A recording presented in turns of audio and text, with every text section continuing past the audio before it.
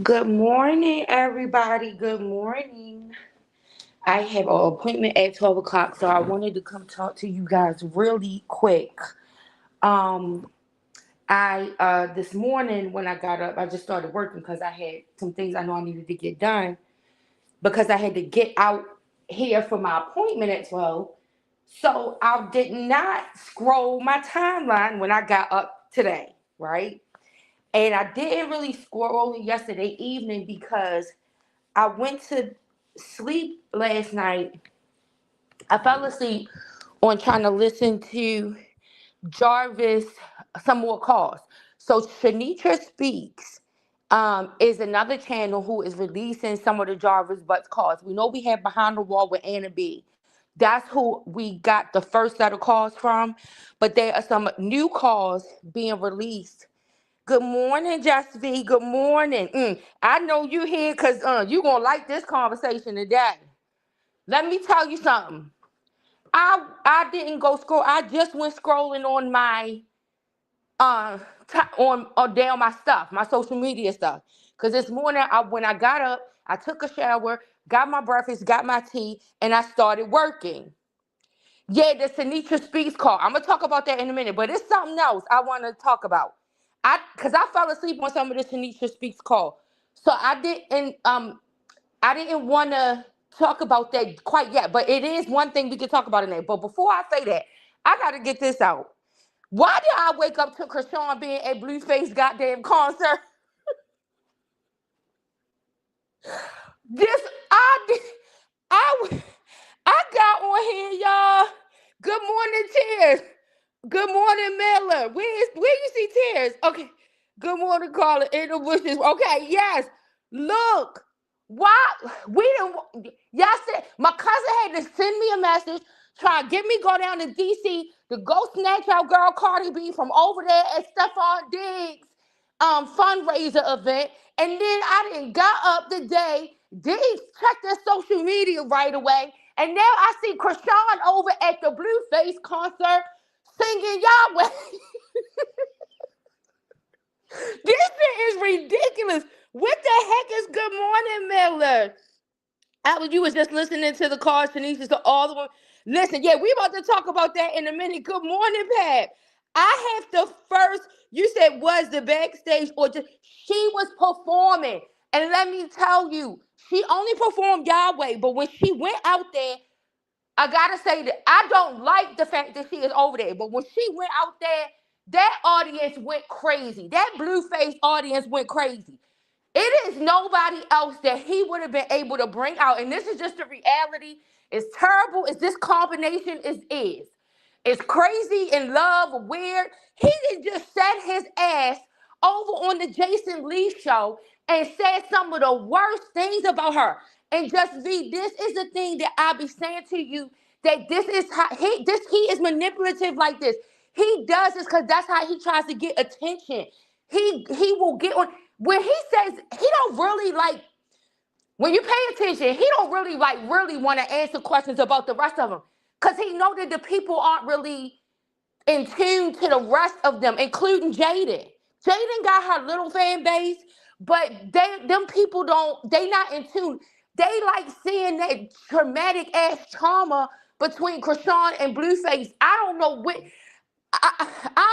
I'm sick of it. I'm sick of it. Yes, she was singing.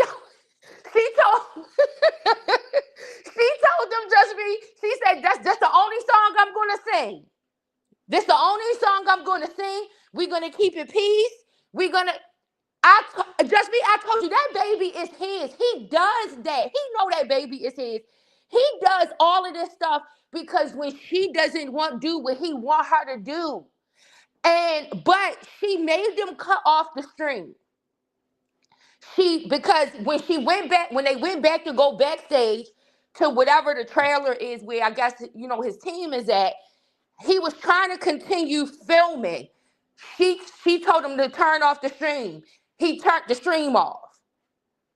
So I don't know what all of that was about. But you said they just playing at everybody for exactly, Pat. Like, what is going on? You said you can't make this stuff up. Miller, you said, dear God, both. Both of their music is exact. I don't even know who is at a goddamn Blueface concert. What song have he made other than these little Charlie Brown, um, Charlie Brown peanut and the peanut gallery songs that he keep making?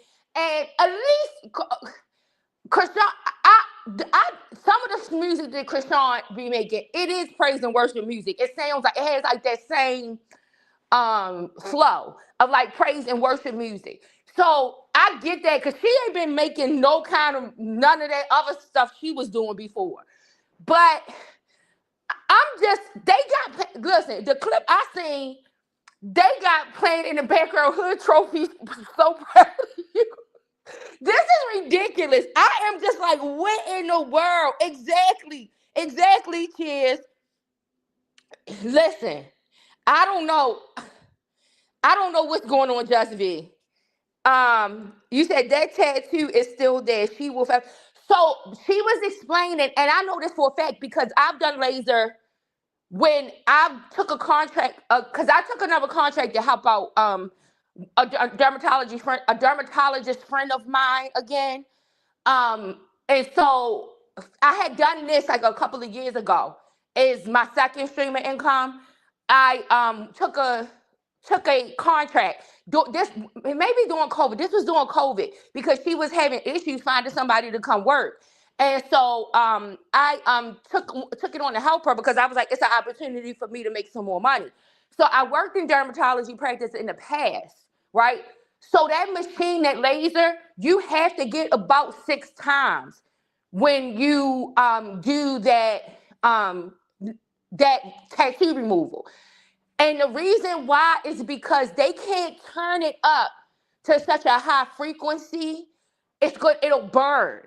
It'll burn. So they have to keep it down. And with people who have pigmentation, like they can turn the machine up a little slightly higher on Caucasian people or people more fair in color, but people who have pigmented skin, they have to really be careful because if they keep turning the machine up too high, they might not be able to see where it's burning because of the pigmentation. So you have to get about 6 rounds. As dark as her tattoo is, it's possible she might have to get more than that. But girl, I don't know. This is ridiculous. We got Cardi in DC, and then I don't know where Blueface first show is, because like I said, I don't even know who is going to go see a Blueface perform. I don't. Like, I don't know. Outside of Tatiana, I don't even know no song. And then I think I only know Tatiana because Cardi, I know the Cardi version. I'm like, maybe Krishan and Cardi playing this together. I don't know what is going on.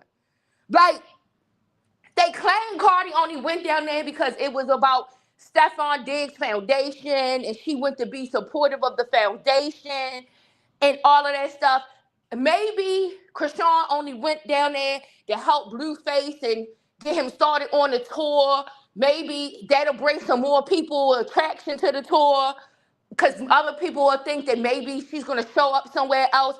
I don't know. I'm telling y'all, despite what people think, she brings the people to, he can't get nobody other than her to get that kind of response. That's just the reality. I don't know what it is. I don't know what about this tragedy people want to see. It's one thing to keep up with this storyline, this soap opera storyline online, and then going to go see a Blueface performance. I don't get it. I don't get it. You said true. It's going to be more of this. I mean, it's ridiculous. But she did make him turn off the stream. So I don't know if, maybe she decided to show up so that she could have a talk with him in person about what he's been going out there saying. But so Carlissa, so of course y'all know. Once I seen that, I had to go check out what the mama got to say because I'm like, she always got her mouth open saying something. She cannot never not say nothing, just mind her damn business. As far as what he got going on, because it's no way to justify what he got going on. This is what get me with Carlissa. It is no way to justify none of this crap that this boy got going on. She finds so many ways to try to justify. Last week, she equated that boy to King David, and she's done it before, and that's why. Like, I have been doing a couple of lives where I was talking about the Bible and people comparing people to these biblical figures to justify bad behaviors because they looking at the bad behaviors that's exemplified in the Bible and making the excuse for why it's okay for other people to do this, and then they still be favored by God. They still be the elect of God. You know? First of all, you don't even know that. That shit was written by a man that these people were favored of God and the elect of God. That none of that has any internal importance in the text. But how do you know that that's how God really felt about them? And how do you know that even if God felt that way initially when he called them to whatever ministry he called them to, that was an eternal statement, that statement had some eternal importance and value? It does not, because it does not mean it stayed like that. Like, you see their demise because of their bad behavior, because of their poor decisions and choices. The reason that David and Solomon had so much problems is because of all of the women in the harem that they decided that they was going to have. That is what brought the sword into David's house, and that is what collapsed Solomon's kingdom. And I don't know why people fail to see those punishments when they want to talk about people being like somebody. And so Carlissa's doing her live last week talking about, oh, well, David had a whole bunch of wives, and he was a man after God's own heart. And they use that in order to try to justify this poor, just piss poor behavior, right? It's ridiculous. You said building revenue. Once people realize what their fans will do for them, these type of people will keep a blueprint for new episodes to take it's crazy. And that's why I was like, he's only doing that because he's trying to find a way to manipulate her into, because he know in order for him to get his crowd going, he needs her. As much as he keeps trying to go on to these shows and do these interviews and keep talking about her, because it's like, why keep talking about her? When she's going and doing her thing, she's not getting up and talking about you when she's doing this. Why do you keep talking about? He already gave a blueprint. Blueface already gave a blueprint for how he tries to manipulate these women into things. And so he goes to the Jason Lee interview. He accuses her of being a murderer. Like, I'm just like, what in the hell? Like, what is your problem? But so Carlissa, she sends out the Mother's Day to the women in her life. And she got the baby mamas listed. She got her daughter listed. She has, I think, her other son, 2 kids' mom. And Krishan is in the list. Now, that other girl, or the other 2 who made a claim, Rella and whoever the other person is, she don't got them in there. She got Nevaeh in there. Krishan is in the list. That's what I'm saying. They know that their child is Blueface child. I am telling you, I don't know, and I don't know where this type of game is okay to play with somebody. But obviously, I don't know. I don't know what the heck she is doing there. Like I said, we got Cardi in DC with Stephon Diggs at his foundation event, and then we got Krishan over there and with Blueface. I don't know if this was some type of coordination to get the internet going or whatever, but this is absolutely insane. I don't want to hear nothing more about it. I don't want to hear. I'm just gonna watch the show. I'm gonna watch the show that they put on. I don't want to hear nothing more about when the get done wrong and when the whole thing go left and none of that. I don't want to hear none of that. Just keep it to yourself. Keep it to yourself. Go press the necessary charges. Do whatever you need to do. And if you go press the necessary charges, when whatever goes down, I don't care however way it shake out. This is why I always say this stuff is of no consequence to us. So the fact that we get upset and start arguing back and forth with each other over what is happening, we can look at these situations and have conversations about it, but we shouldn't be too strong on one side or the other, because all of these people agreed to participate in this mucked up mess of a situation. So you look at it, whoever win, whoever lose. You can't keep making excuses for these black men keep jumping into bed with all of these women, knowing that it's not going to go the way planned. If they want to use the Bible in a way, they need to look at the Bible and notice that. They need to look at the Bible and notice that the fall of most of these men in the Bible happened because of their womanizing ways and what they was doing, and a woman collapses their kingdom. That's the message that they need to get and understand from the biblical text. I don't it's no excuse, it's no excuses. If you're gonna say no excuses for the women, it's no excuses for the men. You know that you are getting all of them women. You know when you get all of them women, you are only brewing jealousy. The only kind of tea, the only kind of coffee that brews when you get all of them women and doing all of that is jealousy. And you know eventually it's gonna come down on you like what's Thor's hammer. Somebody is going to come down on you like Thor's hammer. And then once Thor's hammer come down, then here comes the thunder and lightning, and then the torrential rain, right? That's what's going to happen. So it shouldn't, when we see this, I don't think it should be anybody running to go think that anybody needs to be taking one side or the other. Like, these are willful situations that these people are getting themselves into. And so they go into it trusting one another with the situation. The men go into it saying, yeah, I got all these women. And they is happy with it. Well, be happy with the consequence that comes down after you done did all of this shit. Caused all of this goddamn confusion. Had all of these kids, and then now you gonna cause some spite and envy and jealousy and enmity between these kids, all of these kids you got that's connected to one another genetically, because you got the women hold contempt for one another. This is what they are creating. I think this is the part that is being missed. The same way people want to blame the women for the children that they are having, blame the men for what despite the relationship that they are creating amongst the siblings that they sire. Like this a damn mess. I don't know. Lord have mercy. This had me out of breath. You said, wait, let me see. Let me catch up with you guys. You said,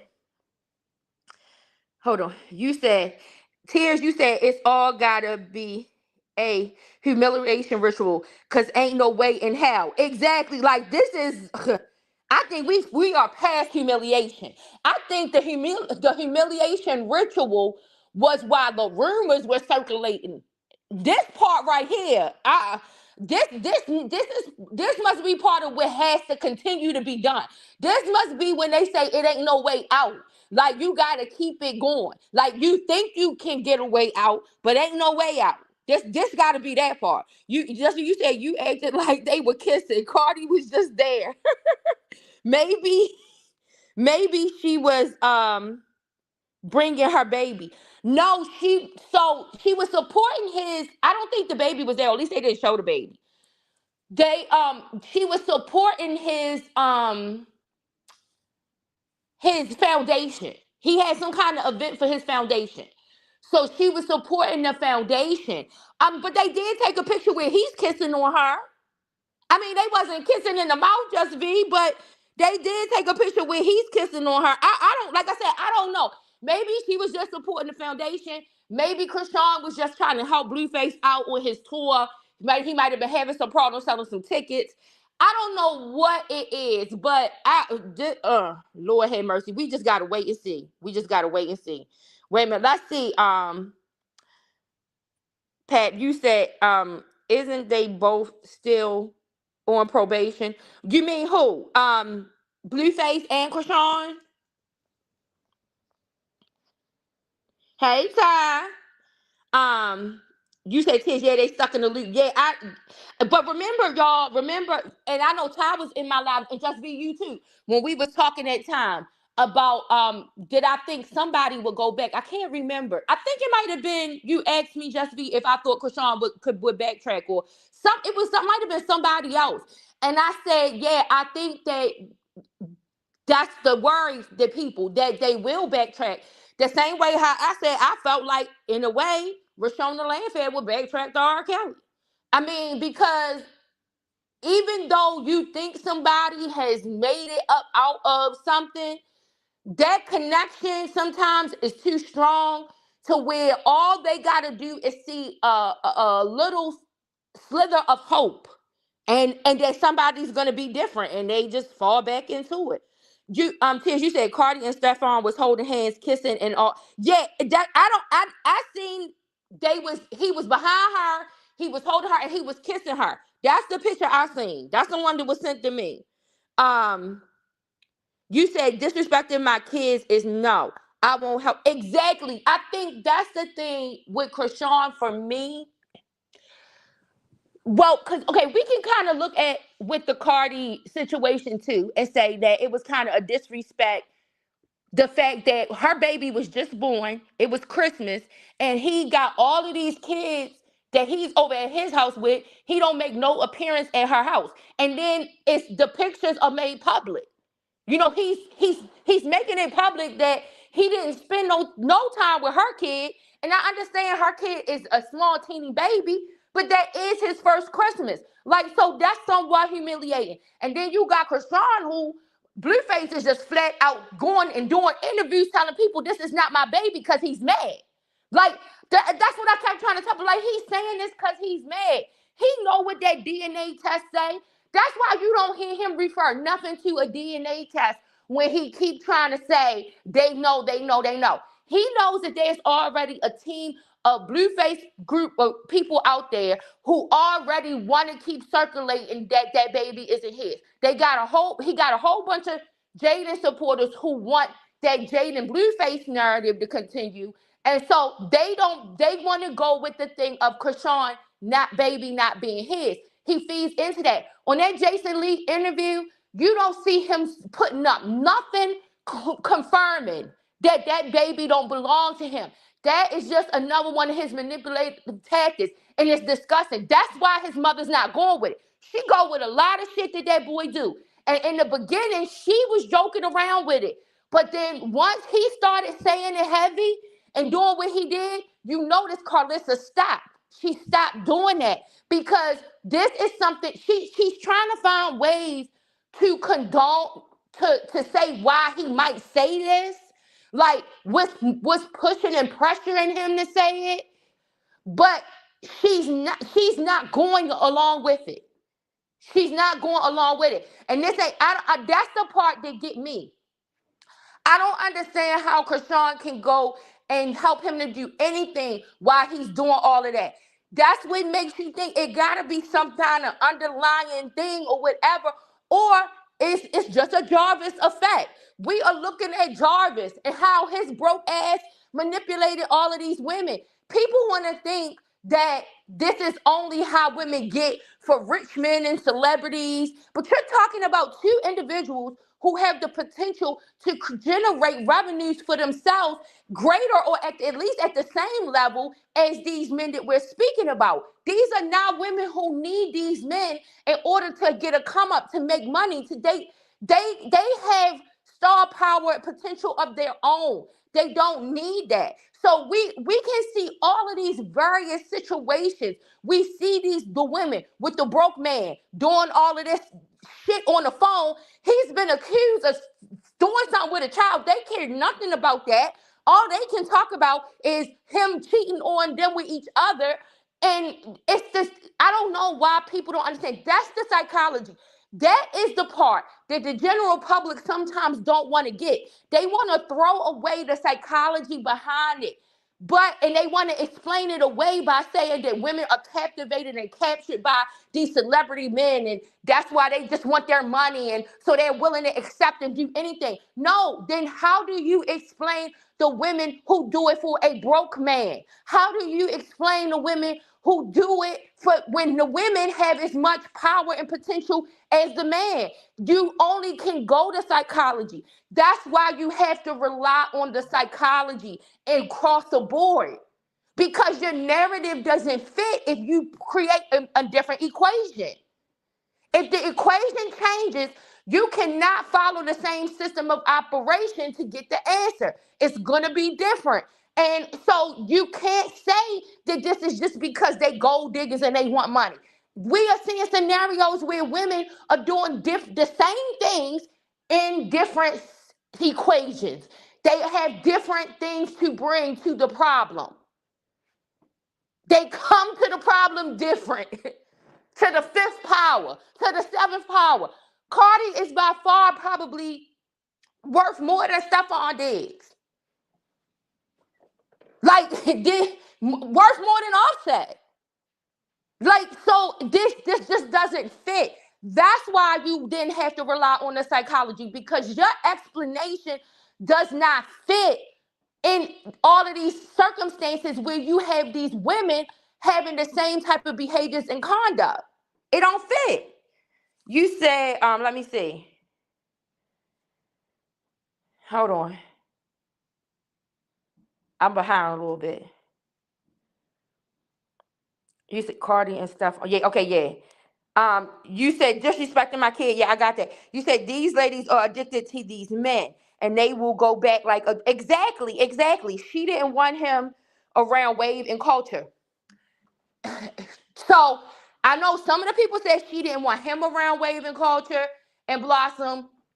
And then some of the other people say that she didn't want her kids around his other kids, that he was trying to get her to, I guess, come to the home as the madam of the house, like good old master used to do, when he has the mistress of the house. At that time, the mistress of the house was the wife of the house, and then he's down there having sex with all his bed wenches. And the bed wenches is making the dinner and all of this other shit. That's all this is. I'm sorry, but it is, black men want to be like white men. They have penis envy. They want to be able to conduct everything like these white men do. And that means even these womanizing ass things that they do. They have, black men, I know I'm probably gonna get it for this. Black men have penis envy. They want to be able to get away with all the same bad behaviors that these white men get away with. And they want us to allow them to do it. And some of us do.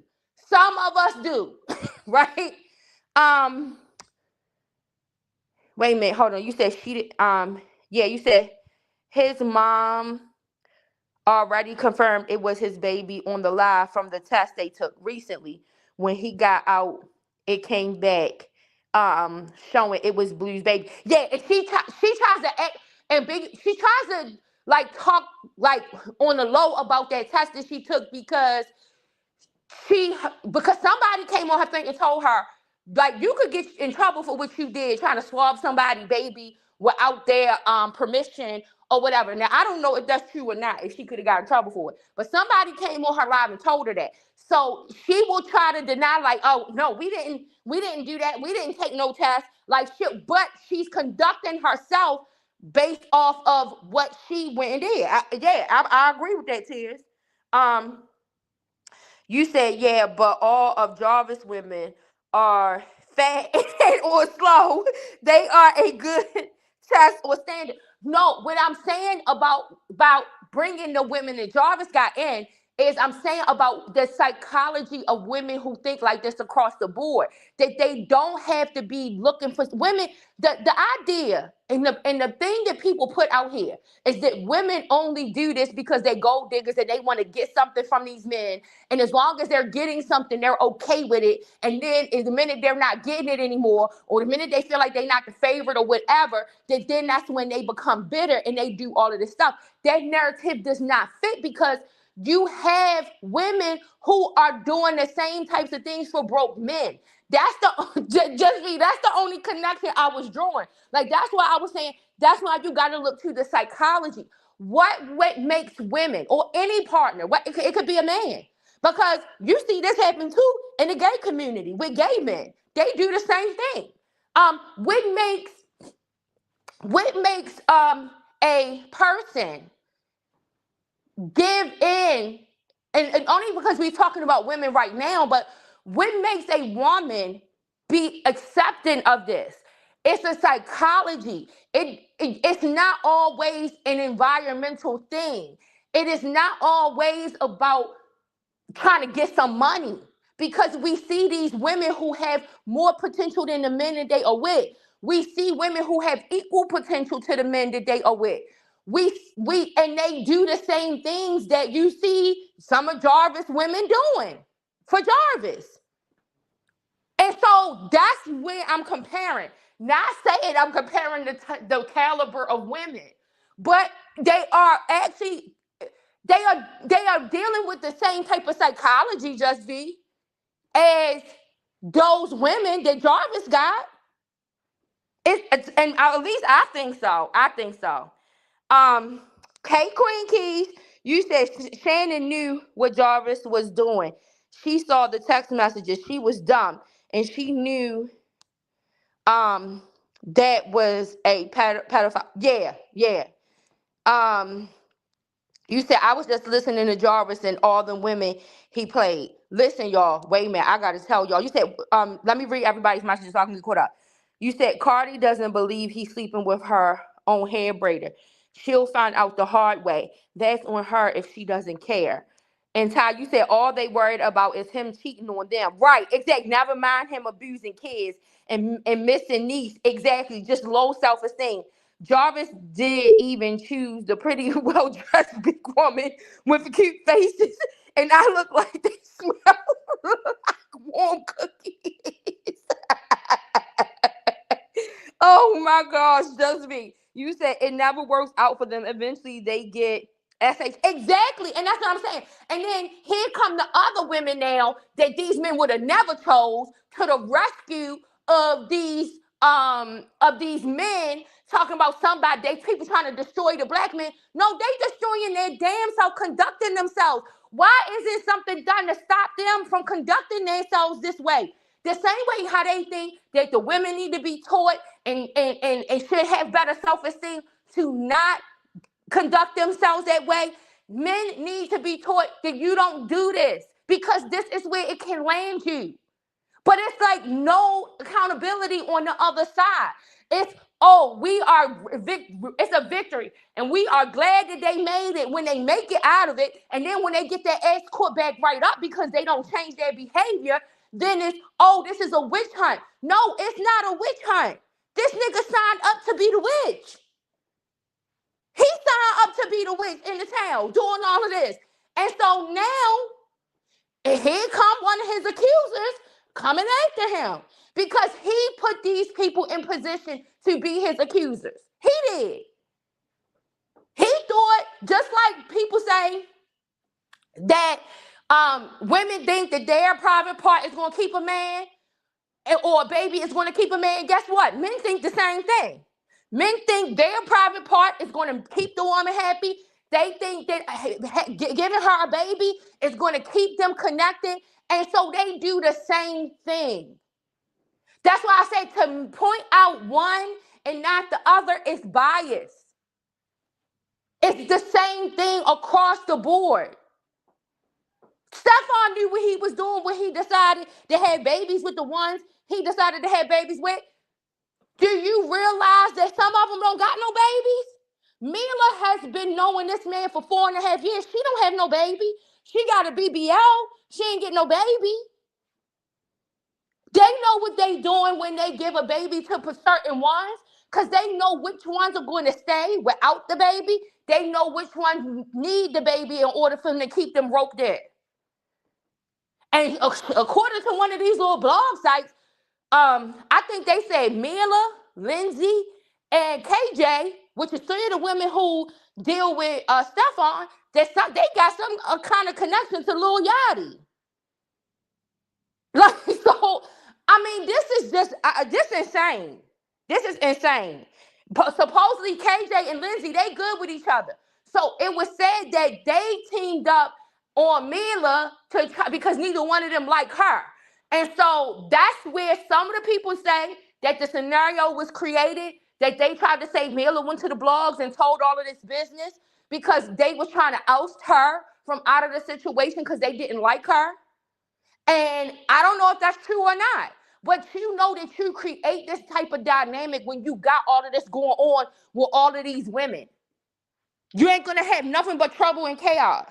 And so if the women have to function in the trouble and chaos, and people expect them to do that because that's what they choose, well, why don't y'all think that the men need to deal with the chaos after the shit all comes falling down?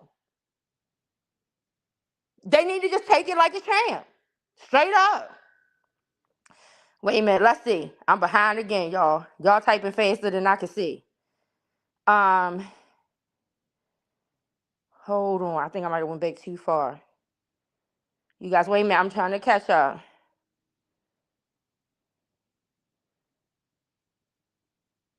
Right, you said Blueface denying their child for clout is immature.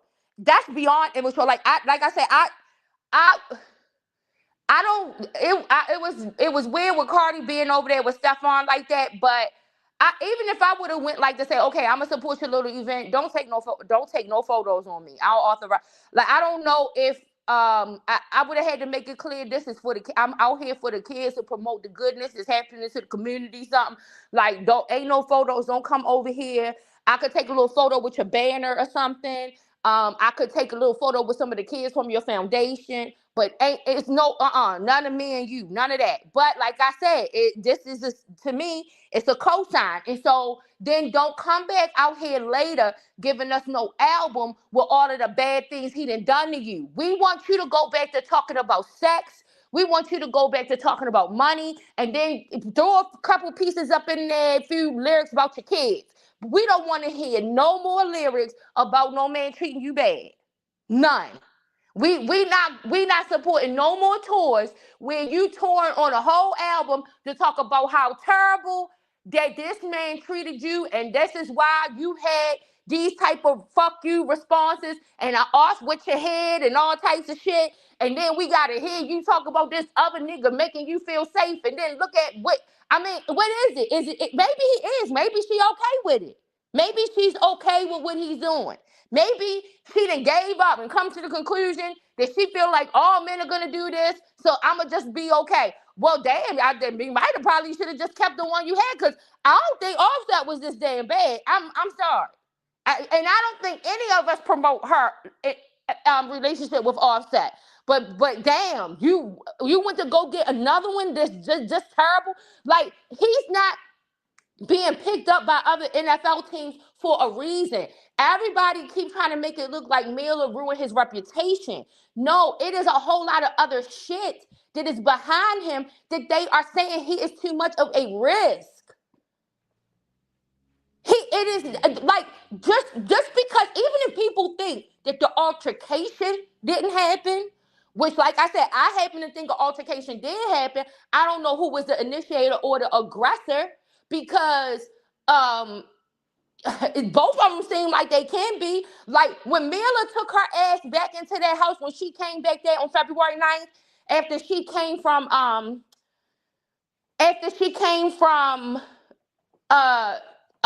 Shy's house. This so the second the alleged incident occurred, she left the house on the second. The ninth, she goes back to the house, and when she went in there, she testified and she said this. She got in there around 11 p.m. on the ninth, and she tried to go. It wasn't just that she went in the house. She said she was going in there for her things. When she went to his door, she tried to punch in the alarm code to his bedroom door. That is not nothing that no employee does to their employer. That is nothing that she should, if it's a code on the bedroom door, only specific people should know that code.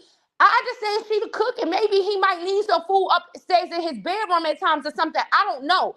But to come in there at 11 p.m., you ain't coming up there with no food. You claim you're coming up there to come get your things, and then you try to punch in the code to his bedroom door. She had more of an intimate relationship with him longer than she had a working one. So I don't think that that's the only time that the two of them might have been aggressive with one another. So I think it was in his best interest to act like nothing ever happened at all. Because why try to explain his side of the story? That was the best defense for him. But because she couldn't prove it, she couldn't prove that the event took place. But I don't know that the event happened, even the way she's telling it. When people, I mean, it's clear parts of the testimony where you have to question the event. When she says he slapped her on the right side of her face with his right hand, that if she had said he backslapped her, that would be one thing. But she demonstrated that he slapped her with an open palm. And maybe it, and this is the thing. Possibly she was nervous when she was up there because the girl was stumbling over spelling her own name. So but I'm like, okay, nobody like tried to get that cleaned up. Like nobody tried to say, wait a minute, are you sure that's what happened? So it was just like I said, she was not a credible witness. And that showed like they couldn't find him guilty based on her testimony. They couldn't. But there is too much other evidence out there. And that's why when Cardi goes to speak out for the hairstylist, she isolates her statements only to the hairstylist.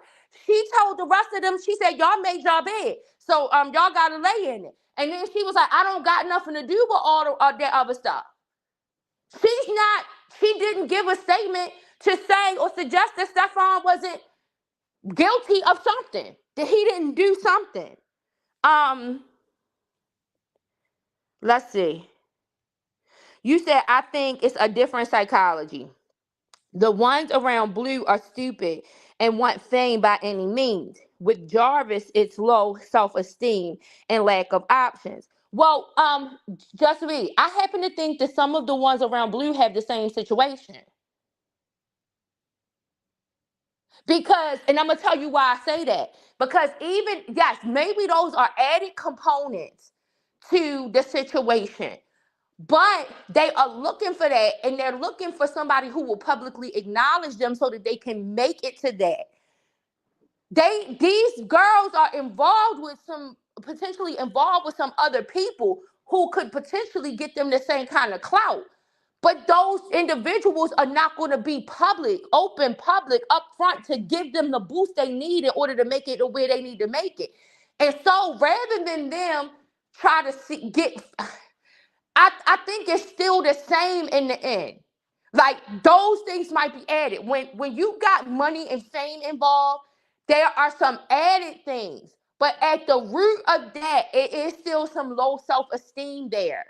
That's what I think. That's just my opinion. And I think some of those women have lack of options from the pool of people, especially from the pool of people they're looking that they have a lack of options amongst the pool of individuals that they are looking in order to boost their career. So they are somewhat in the same predicament. And the thing is that if those same women go amongst regular men, some of them still would have lack of options amongst regular men. Men out here just living regular, ordinary lives. They would still have a lack of options. Like, so I think that in the end, they might have some added, when you're talking about on a celebrity status, there might be some additional things that contribute to the psychology. But I think that those two things that you mentioned are still there. The low self-esteem and lack of options is what leads these women who are looking to try to attain this type of celebrity to say, okay, we are willing to deal with this type of situation. But then my question then becomes, how do you explain the women who have equal earning potential to these men, conducting themselves and accepting some of the same things? What is that? I think you mentioned it, the same thing. A lack of self-esteem, a feeling that they don't have that many options. Because especially amongst them, their options are probably even more limited. Because when they are going to encounter a lot of men that they are going to feel like that they will be challenging because of their status, because of their earning potential. because of their star power. So their self-esteem is hit because they have a lack of options and they don't know who to trust if they do start a relationship and get involved with someone. And so you have the same thing. I think that I actually think, just be that's a good thing, a good foundation to start with, to lay with all of these women, no matter which side we're looking at. You said I had someone who was trying to put a baby in me to keep me. Exactly. That's what I'm saying. Men do that. Men do that. You said it's manipulation and gaslighting. Narcissists know how to pick the vulnerable, insecure, or low self-esteem. Mm-hmm. You said, Queen Keys, you said trust she wanted a baby by him. You see he ain't get Lindsay pregnant. Right. Right. I'm pretty sure that Lindsay want to try to get a baby. Yeah, listen, I don't want to be racist or nothing, but I'm pretty sure Lindsay want to try to get a baby somewhere with one of the men she dealing with. And I don't even know if they the only two. I know it's just an allegation that she's dealing with your little Yachty too. Ty, you said right, Tiz. You said, Pat, you said because that's who they chooses. And you, Just V, you said maybe that's why Cardi was there.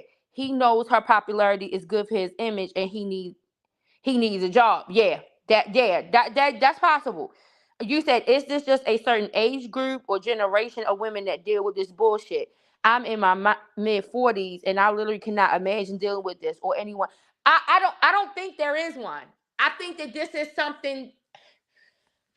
I listen. I see all ages doing certain shit. My personal opinion. I don't think there's no age limit. I don't think it's no particular group. I don't think it's no particular ethnicity. None of that. I think that this is something that women, since time immemorial, have battled with. Lots of women. Jessica, you said Stefan is a risk because he can't even find a professional chef. You make your bed, you lie in it. Right, exactly. You said, Pat, you said, no, Carla, you making excuses for her. That chick was a side chick. All of them were side chicks. All of them were. What you mean who I'm making an excuse for? All of them were side chicks. But what I'm saying is, I'm not making no excuses for her. What I won't do is make no excuse for the man thinking that it's okay. Like society, y'all, some of y'all women have made it like, oh, well, this is just what men do. That's making an excuse for men. That's the point I'm making. It is no need to make no excuse for the women or the men. Right? Like, the women shouldn't get no excuse for accepting that type of behavior. The men shouldn't be able to get away with doing this kind of behavior. And you cannot use the excuse and justification, well, the women let them do it, so they're going to do what they allowed to do. No, if the men was not made, if that excuse and justification wasn't made for the men, guess what? The men wouldn't be finding themselves in this peril later on in life. And so the lesson, the cautionary tale should be, don't get yourself in this predicament, because this is what this creates. Don't only belong to the women, they belong to them too.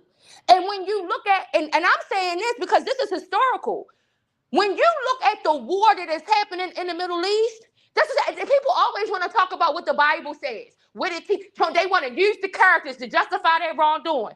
When you look at the war that is happening in the Middle East, the root of that war comes from a man who decided, by the instruction of his wife, to have a child with the handmaid because she could not produce her own child. She did not believe the promise that God told her that she would have her own child.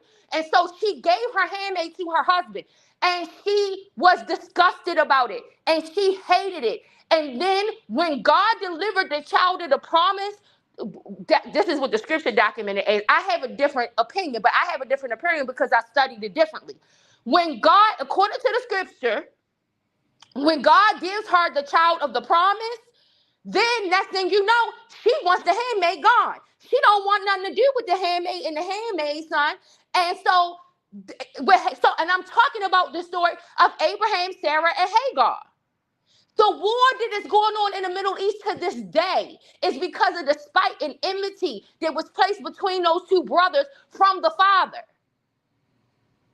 So the thing is that is a cautionary tale. So when you have all of this shit going on, you are going to create chaos for generations to come. Why do you only make women responsible for the creation of that chaos?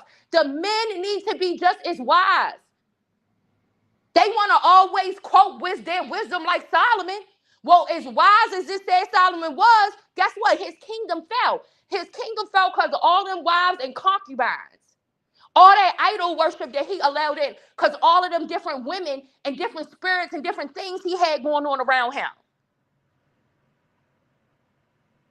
Do you blame the women or you blame the king? The king's supposed to be the wise one.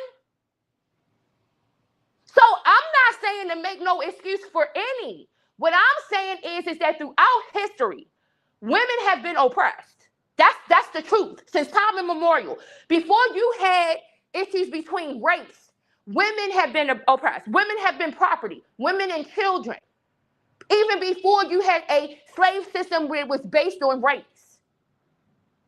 And so the men are the dominant. This is why they get away with this type of shit. And like I said, these black men have penis envy. They feel like that their phallus has been decapitated by the white man. And so they keep trying to play catch up. That's why they think that they're doing something when they conquer the white man's woman. They think they're doing something when they go and they're able to get all of these exotic looking women. But then when something goes wrong, they want black women to come to the rescue. Like, what type of shit is that? When the shit goes left, they running back to the black women, and it's an expectation that the black women are going to protect them, that the black women are going to cover them. That's why I don't let no black man get away with trying to tell me which type of organizations or which type of issues I choose to support. Because you have a lot of black men who will be mad when black women go to support certain type of organizations, or they go to do marches and rallies with women, white women, and they be like, oh, well, what did they ever do for you? Well, what the fuck did y'all do? Every time y'all get a step in the ladder, y'all make a different choice. Y'all don't do anything to reach back down and try to help black women. When black men got the right to vote, they didn't do nothing to try to reach down and get the right for women to vote. Like, women could not vote. And I don't know who keeps trying to tell that lie, but women were not able to vote. That was the point of women's suffrage. So they didn't do, once they got the opportunity, they didn't reach down and try to say, okay, now we need our black women to be able to vote. But as soon as it became an issue with voter suppression, who did they go to get to help them? To organize the movement, to get the rally going? Black women. It's the same thing that any other group does with black women. They co-opt black women. Black women have overwhelmingly supported any group, any organization that's out here. And when it comes time for black women to get support, they don't get support from anywhere. That's why we got this motherfucker in the White House. Because it ain't no way you can tell me that based on character, you voted for this terrible ass man. So, I mean, I'm not trying to take up for anybody in the situation. I honestly think they all going to lay in the bed that they created, the mucked up shit that they created. And then because he is the one who is the habitual offender in this situation, he gets it the worst. Because he's in these situations that we are looking at, the male is the habitual offender across all of these people. So yes, these women end up having to suffer whatever consequence they have to suffer for their role, but he is the habitual offender. He is organizing the whole fucking circus. He's the fucking CEO. So he bears the most liability. That's just my opinion. I'm not making no excuse for any of it. Um, let's see. I know I done missed a whole lot of stuff. Wait a minute. Um, Tiz, you said definitely our age. You said Stefan also allegedly robbed and raped a man. I I didn't know about the raw part, but I do know the rape, and I do know that I was saying the other day, his the guy's legal team is trying to get them to turn over evidence of the camera footage from the day of the alleged incident. So yeah, Tiz, I know about that one too. You said a man that needs multiple women is fighting his gay demons. He will never be satisfied because he wants a man. He will never be faithful to one woman. And then Queen Keith, you said Cardi B has options and plenty of money. Do you think Stefan is okay? When I'm saying that options are limited for women like her, I don't mean that there isn't a lot of men out here who would love to be with Cardi B. What I mean is that she feels limited in her options because she is in her mind, she feels limited on who she can trust because of her status, because of her wealth.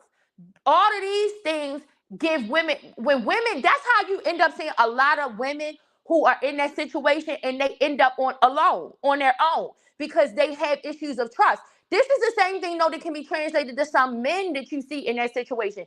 There are some men who are high powered, wealthy, and they are essentially like alone because they feel like they don't know who they can trust. And so I think women experience it even greater because there's already a disproportion in the number, in the ratio between women to men.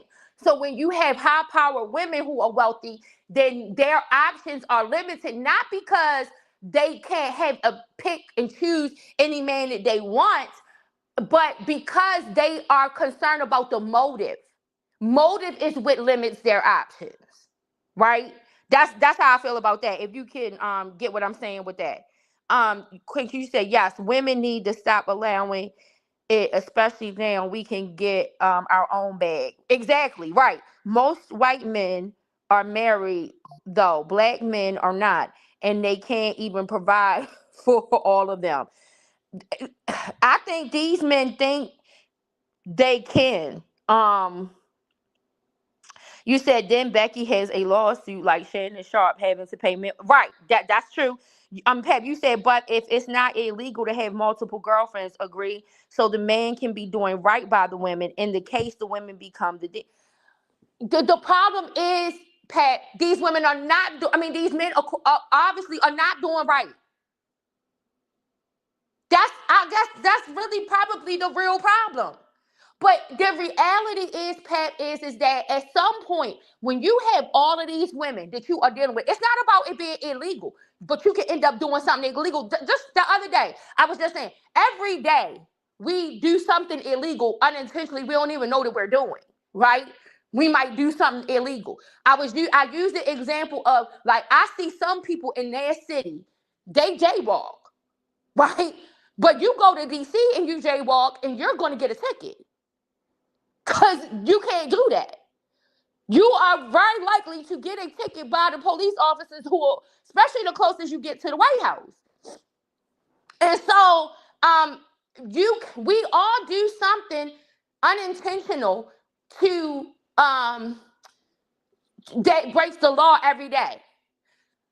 A man that is having, yes, you're right, he's within his legal right to have these women as long as he's not married to them, because the law has laws against bigamy and polygamy and all of that other stuff. I don't know how these Mormons and stuff be getting away with this shit. They be getting busted at some point, but that's a whole nother conversation for a whole nother day. But that's why a lot of them have one legal wife, and then all these other women that be in there, they just be really with the side chicks. They agreeing to that. But the reality is, if you examine most women across cultures, Pat, I ain't talking about just black men when it comes to this. If you examine most men across cultures that got all of this going on, in the majority of those situations, the women are being abused in some kind of way. And so this then becomes the problem. When you are having to be abusive in order to keep the system going, the family system going the way that it is, you are increasing your risk of being criminally liable for some of the shit you're doing to keep it going. It ain't about the fact that having the women and being involved with the women being legal. It's what are you doing to keep the structure, the system going? And depending on what you're doing in order to keep it going, at any given point, none of those individuals have to keep accepting that.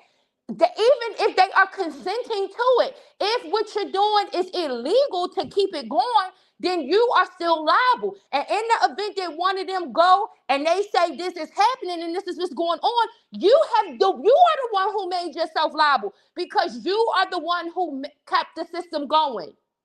That's the point I'm making. We cannot abscond them from some liability. They kept that going because it was their pleasure. So they use whatever methods to keep it going at all costs. And then we want to let them get away with it in the end. No. It don't work like that. They put their self in the situation. So I guess if you got these men who are creating these type of family systems and doing this, and if they are abiding by the law and not doing anything criminal in order to keep the system going, you won't have anybody who can go and say, okay, X, Y, Z, this is what occurred. But when you are doing criminal behavior in order to keep the system going, you are giving them an inch, they're going to take a mile.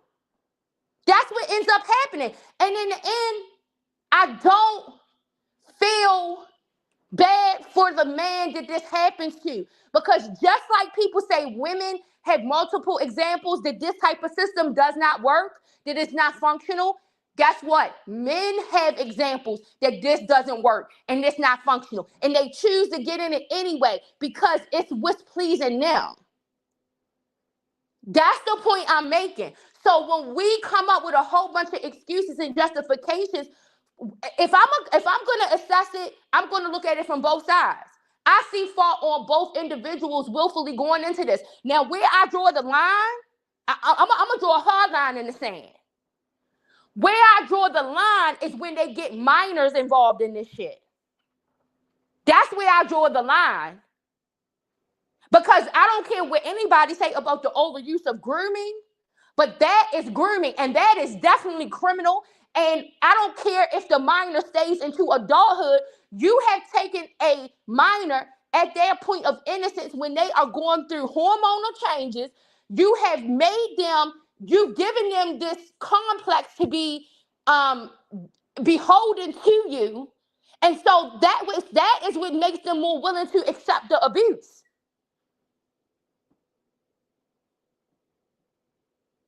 There are times when the minor will try to attempt to come forward to adults to tell the adults what is happening to them, and the adults don't even hear it. And so then when they get ignored by adults, eventually they do grow a closer relationship to the predator. And this is the thing, around the world, this is what is happening to lots of girls around the world. This is why these systems are oppressive and abusive. See, I don't know. Here in the West, we think that these systems aren't oppressive and abusive because we speak women's liberation. And the women here are liberated. I don't happen to think that. I don't take that position that women in the West are liberated. Because I feel like in the West, women are over-sexualized. So we are conditioned. We are indoctrinated to present ourselves in a way in order to try to make ourselves more pleasing to the man, make ourselves more marketable in the marketplace. Because who can leave with the best buyer? That's That's an indoctrination in and of itself. As much as people talk about Muslim women oppression and them having to wear all of those clothes and garbs and stuff, and then the women are being treated bad, we are being indoctrinated the other way as far as competition. And putting ourselves out there in a way that makes us the more desirable fruit in the marketplace so that we leave and we don't get stuck in the supermarket and rot. That's an indoctrination too. So I don't know. It's not illegal for them to do it, but the processes that they put in place in order to maintain it, that can be illegal. And that is how they end up in the situation that they're in. Everything that's legal is not moral. So you have different types of laws governing the universe, right? And everything that is moral, that is legal, is not moral. It is not ethical. So when you cross those ethical lines and you do those things that cross those lines, know that you might be making yourself liable for something down the line. Even if these women are bickering back and forth in the house, they going back and forth. One of them is telling the man something about what the other one did. Guess who is determining the fate of the woman in the relationship? It is still the man and the woman. He's determining what the fate is of her. So he's the end up the one being responsible. He is the one creating this fierce competition with these women. The women are entering into some of it voluntarily. When it comes to minors, there is nothing that nobody can explain to me and just say nothing about no minors entering involuntarily into that type of shit. And part of the problem is that some of these young girls, they see these grown women doing this stuff. And so it's part of the indoctrination. That's to say, as much as people want to say at the system of education indoctrinates, the shit that is purported out here is what has really heavily indoctrinated people and got people into a lot of the bullshit that they are in. That before you hit a classroom, the classroom of life is teaching you this shit. Let me see. You said, let me see. I gotta go back. Oh my God, I did not. Hold on, y'all. Okay. Queen Key, she said, but they didn't do them right. He's abusing to them. Hence why Miller had a lawsuit. Even if made up, it's bound to cause trouble. And then you said Stefan can't even be trusted around his staff. He has no discipline. Exactly. There are some things to observe about him in this situation. That's what I'm pointing out. There are some observations to be made about him in this situation. And then the other reason why I took a different approach is because, like I said, when people talk about the legal system attacking a certain group of individuals and going after them and targeting them, what about when the legal system is protecting them? So why do we always look at the system wrong when the system we feel like it's targeting a group of individuals, but when it's offering all of its protections at the expense of these people's victims, why are we that's okay. And when these people beat the system by offering whatever it can offer to the system to get that protection, we think that's okay. But then the minute that the system figure out a way to get them for their crimes, then now they are the target of that system, the target of the same system that they once paid off to protect them. When the well ran dry because they couldn't get control of their behavior, and so they could no longer pay for protection, all of the protections that that system had given to them, whether it was on the local, state, or federal level, have now collapsed, and now they are going to be examined accordingly. We don't never see how the system, a victim can go report something happened to them, and the system will do what it needs to do to protect the perpetrator. I use the P. Diddy situation as a prime example. We know for a fact P. Diddy blew up that boy's car. Whether you like what was going on between Cassie and Kid Cudi or not, it is illegal for him to go blow somebody's car up. We know that there is evidence that the LAPD did to suppress evidence that would lead to the result of him being held accountable for that crime. So what do you say now all of a sudden that system ain't protecting him no more? Everybody is okay with it when it's protecting them. But once the protection is no longer there, people want to call it out. That's the distribution of wealth. And sometimes wealthy men end up getting caught up. Sometimes the well doesn't run dry. Sometimes you find somebody with some good ethics and morals who will shine the spotlight on what is being done. But there are plenty of times when these men have been protected. And I'm sorry, and I gotta say this, even down to R. Kelly, the system protected him from a lot of the shit that he had going on back in the day. That's how he didn't end up getting caught up with the shit.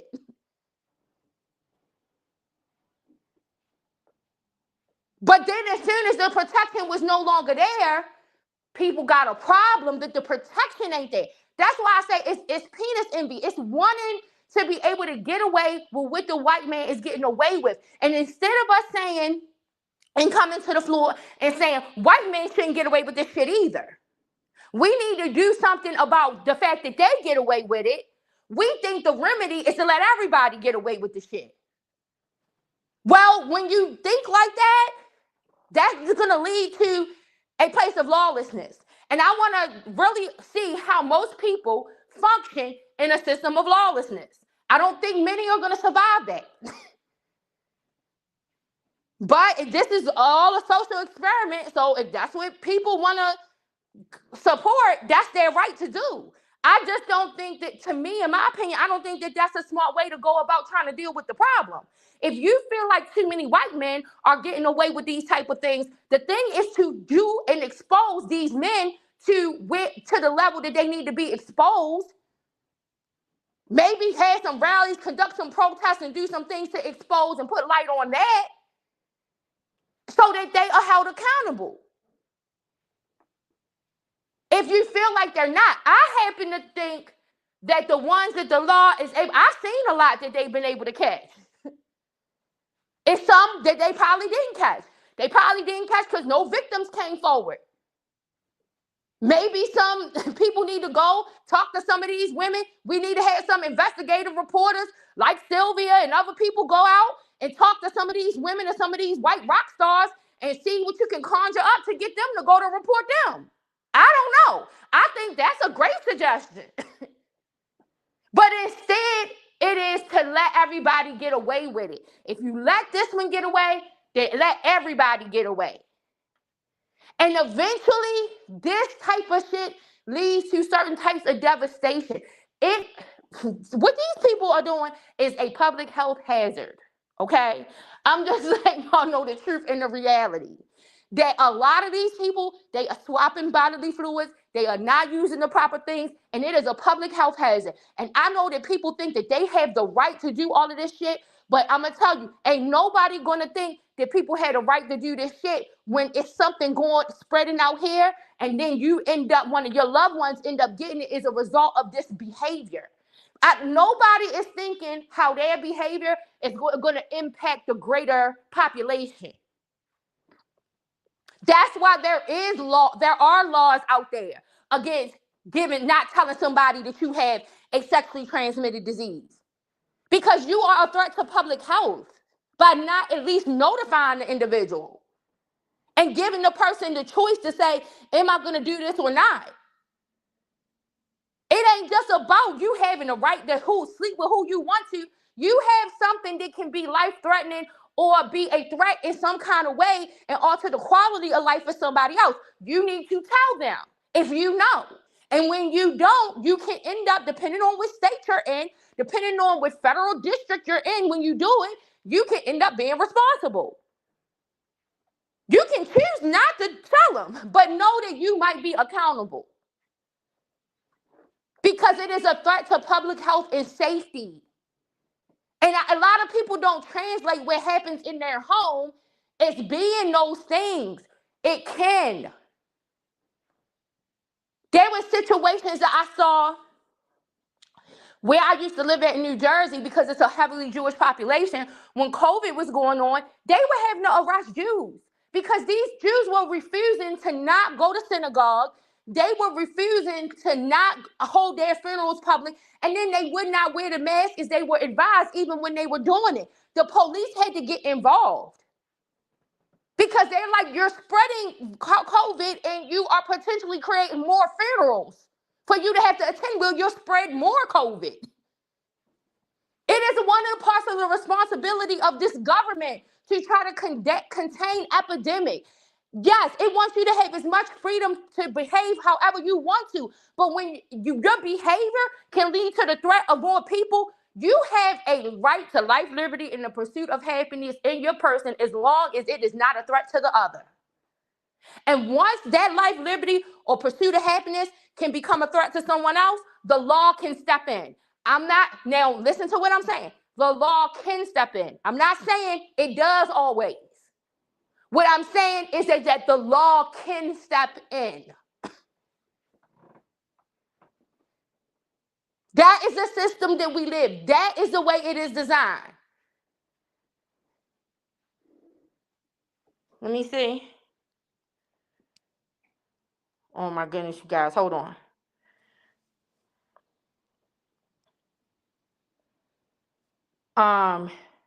Let me see. I don't know how I got all the way back there. You said, it's the female's fault for becoming emotional in the relationship, especially knowing that man has multiple relationships. But this is the problem, Pat. What I'm saying, this is the point I'm making. When you make that kind of statement to me, it takes any blame off of the man. It's like it should be assumed that this is how men conduct themselves, and it's okay that they conduct themselves this way, and the women have to be the more responsible. And and I had talked about this the other day. I talked about this and a lot of people probably didn't listen to that live because I was talking about a white crime. And see, that's the other thing. People always talk about white crime, black crime. And they don't talk about what the white people are doing. I talked about this very thing under the umbrella of Christian fundamentalists in a white family. Right? Like when you train little girls that they have to be more accountable in order to not become victims of certain situations than you teach the boys, you leave boys vulnerable to be victims because at some point, the boy could be a victim of a woman, a victim of a man. And when they become a victim, when we're not teaching them that same level of accountability that you're teaching to little girls, you leave them vulnerable as to try to determine, well, how did this happen? Whose fault is this? I don't know where this came from. And so then society makes it more difficult for male victims to come forward about things that happen to them. And they think, oh, I just don't talk about it. That's the way to deal with it. Girls are taught that if you are a victim of a situation, you must have done something in order to become a victim. So this is what you need to do in order to not be victimized. When we are teaching that type of thing to children, it goes into adulthood. Women, there's a lot of people who carry this type of thing into adulthood. And so it's like there must be something wrong with how we are teaching this lesson. Because that's why everybody thinks that you should allow predatory behavior to just go unnoticed, go and continue, and it not be a problem. And when you're not holding men accountable for certain things that they are doing, certain ways and behaviors they conduct themselves, and you only put it onto the women, then in my opinion, this is my opinion, That is because some people believe that when you do the other thing, you hate men. I believe you hate women. There is a hate for women to say that women have to be that accountable. That it's all on them. Oh, well, they knew the man was with all of these women. Okay, so that's fine. We can agree to that. Then what happens that then when the man gets accused by one of all of these women he was with? Why don't you then say, well, he the one wanted to be with all of them women, so this what he get? That should be the same posture. That's all I'm saying. If you are saying that the women, oh, well, this is what they get because they decided to go into the situation knowing he had all of those women, then you need to say, when the man ends up in some shit because of having all of these women, your same response should be, oh, well, he knew what having all them women would end up doing, so whatever happened to him, that's what happened. That's the position I got. That's all I'm saying. That's all I'm saying. That's my position.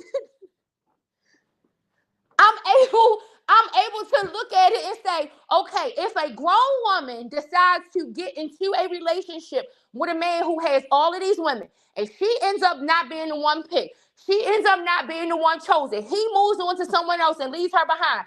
And as long as there was no type of abuse where a crime is exposed, then that's what she signed up for. She agreed to that, and what she got out of it, that's what she got out of it.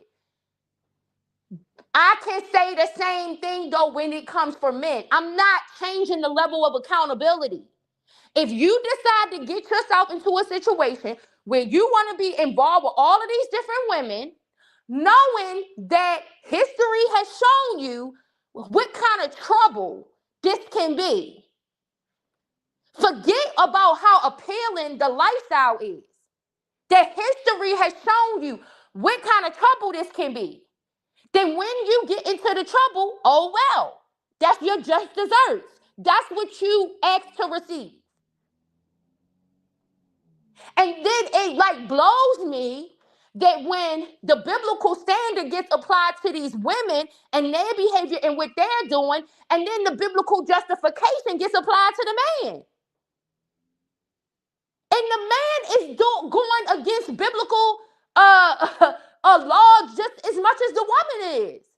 It's the same thing you see when the Pharisees brought the woman to Jesus and told Jesus that the woman was committing adultery or fornication. I can't remember which one it was. And they wanted Jesus to deal with the woman. Well, if the woman was fornicating, she wasn't doing it by herself. Where is the man that is supposed to be with her? Why you did not bring the man that was supposed to be with her during the fornication? Why didn't you bring him for Jesus to do something with him too? This is what I'm saying. This is historical. What I'm saying for me, this is deeper. It's the reason why I provide the alternative. If you are going to apply evenly, if you are going to administer it fairly, that's what I'm saying. I'm showing the disparity. I'm showing the gender bias. We hear a lot out here. These women being assessed and held to the scrutiny of biblical law. And then we hear all of these biblical justifications for the behavior of these men, the poor behavior. And they are not a real representation because these people are manipulating the facts of even in these stories in order to try to justify the behavior. They ain't telling the whole story. In the end, it is destruction. They don't want to tell the story to the end because then it won't justify their behavior. And so that's my only thing is that we got to stop because that becomes a justification for the man. Just like you accuse me of justifying the side chick, I got to accuse you of justifying the man. Well, they know that's how they act. Well, that's an excuse. That's a justification. Because who is to say that just because history makes it okay? There's a lot of shit that happened historically that we had to do away with when we knew better. Once we came into a better knowledge and understanding that, hey, this ain't the right way to do shit.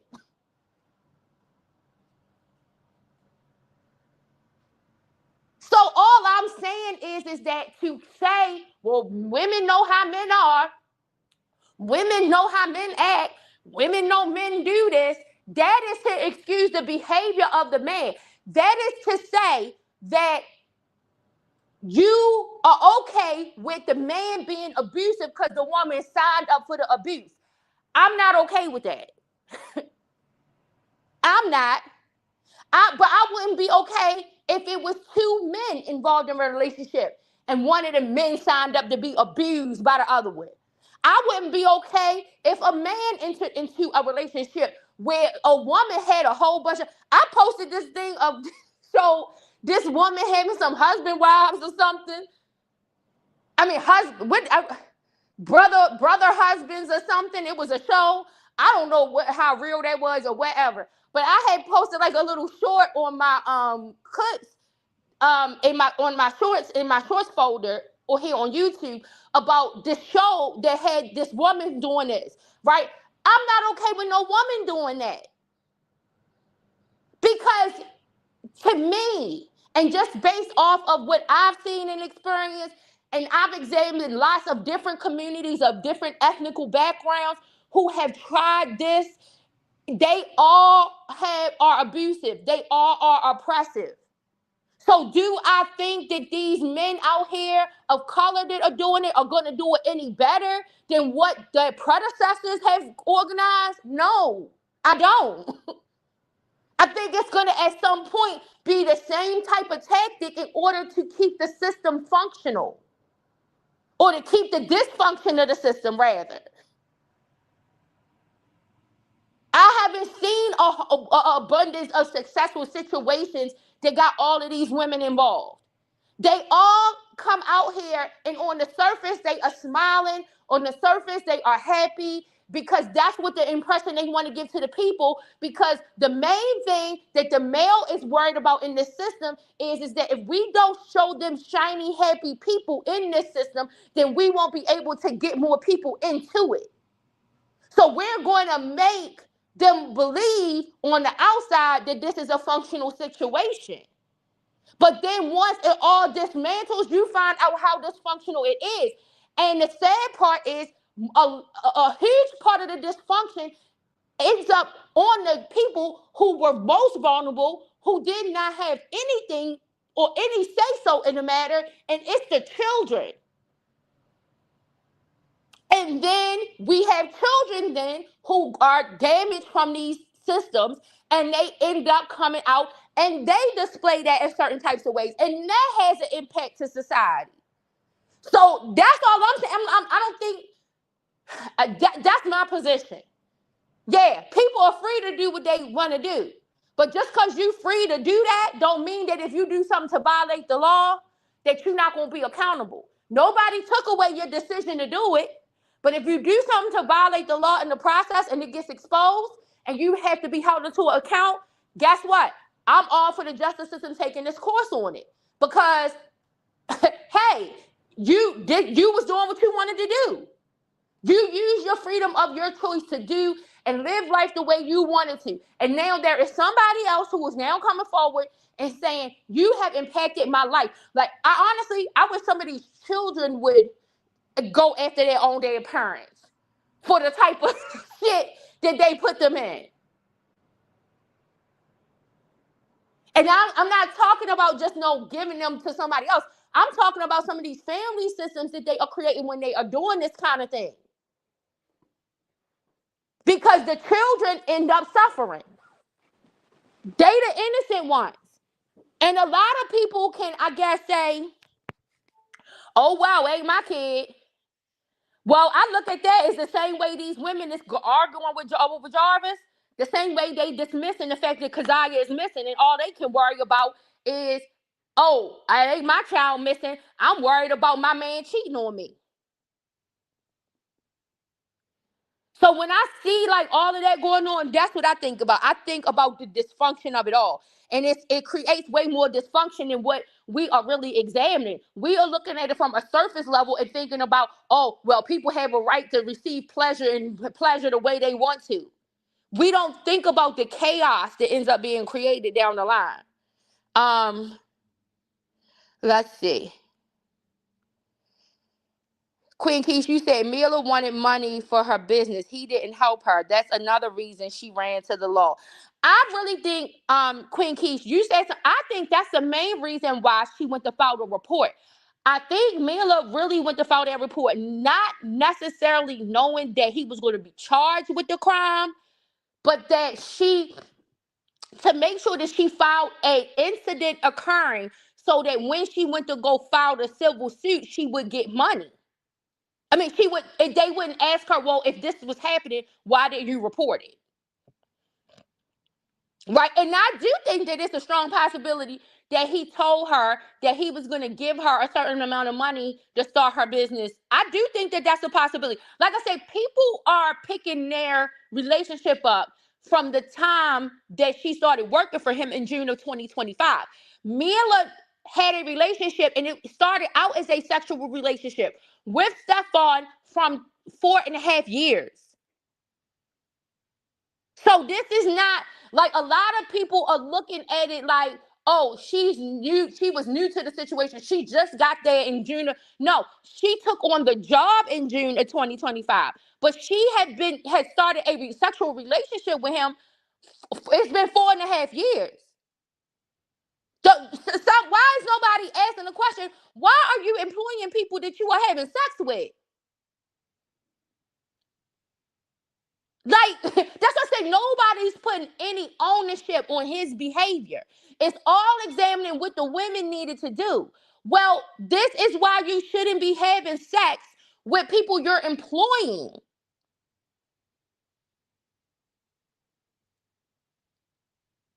Like, to me, I don't agree with none of this shit. And it appears a lot of the people that he's employed, he's having sex with. Now, is that saying that I condone them having sex with their employer? No. I'm only shining the spotlight on the fact that people are overlooking what he's doing. And they are having this conversation in a way that does not highlight or expose none of his wrongdoing. They want to put all the wrongdoing on all of the women. But there's one constant variable. He is the constant variable in the situation. So he is the conductor of this confusion, the conductor of this chaos. It's all surrounding him. Um, You said, Justin, you said it amazes me people can use religion or anything else to convince a woman to share a husband willing. Exactly. Me too. Me too. Because this is the thing. I People have a right to interpret things how they interpret it, to look at things however they look at it. But because of the way that I've examined what that Judeo-Christian text says, I don't get from it what some of these teachings, the traditional teachings that these people come out here talking about. I don't get that. Like I said, a lot of these people stop at certain points of the story. And I feel like they stop at certain points because they know when they go further into the story, it's going to tell the entire story. They don't want it to get to the part where it tells the entire story, because then it's going to show that what you thought was right was wrong. It's a scripture that says there is a way that seems right to the man, to a man, and in the end, it is death. Right? So you might have been looking at what these biblical characters and stuff was doing, and some of the stuff that was allowed to happen because of free moral agency, and say, okay, God still was doing this and doing that and doing this and doing that. But when you read the story all the way to the end, you see destruction, you see death. And people don't want to go all the way in the story to that part. Because when you don't follow it to that end, You feel like you don't have to be accountable. It's the same thing I said, like with the children of Israel in that wilderness, right? When you feel like that you don't want to go talk to God for yourself and you want to put somebody else in between you and God in order to be able to tell you what he said, then you can question it. You can question what he's saying. But when you have to be the person that's in communication with the creator of all things, with that higher source, and you have to follow the instructions that he is giving to you through his uh spirit and will, and telling you what's right and governance of yourself, you are accountable to that. And so when you violate it, you're violating your covenant with your creator. It's not, oh, well, so-and-so said that we could do so-and-so, and so-and-so did such and such, so I should be able to do so-and-so. No. Free moral agency doesn't function that way. Free moral agency means that inside yourself, you know right and wrong. And we are giving people excuses for why they don't know what's right, because we are looking at a societal standard to try to make them right. When you see how it acts out in the end, it's all wrong. So yeah, I don't understand that either. I think that's one of the biggest things that irks me about traditional people who have such a literal interpretation that they don't understand that they are interpreting it incorrectly. Because even if you want to try to set up a case, in my opinion, for why you think your interpretation is correct, you have to take me all the way to the end of the story. You cannot stop me at a certain point in the story and say, okay, I proved my point. And I feel like that if we go all the way to the end of the story, I prove my point. Um, You said if you can have a spare spouse, so can exactly. Why? Yeah, exactly. Just be. That's what I mean about applying evenly. If the man can have another spouse, why isn't the woman allowed?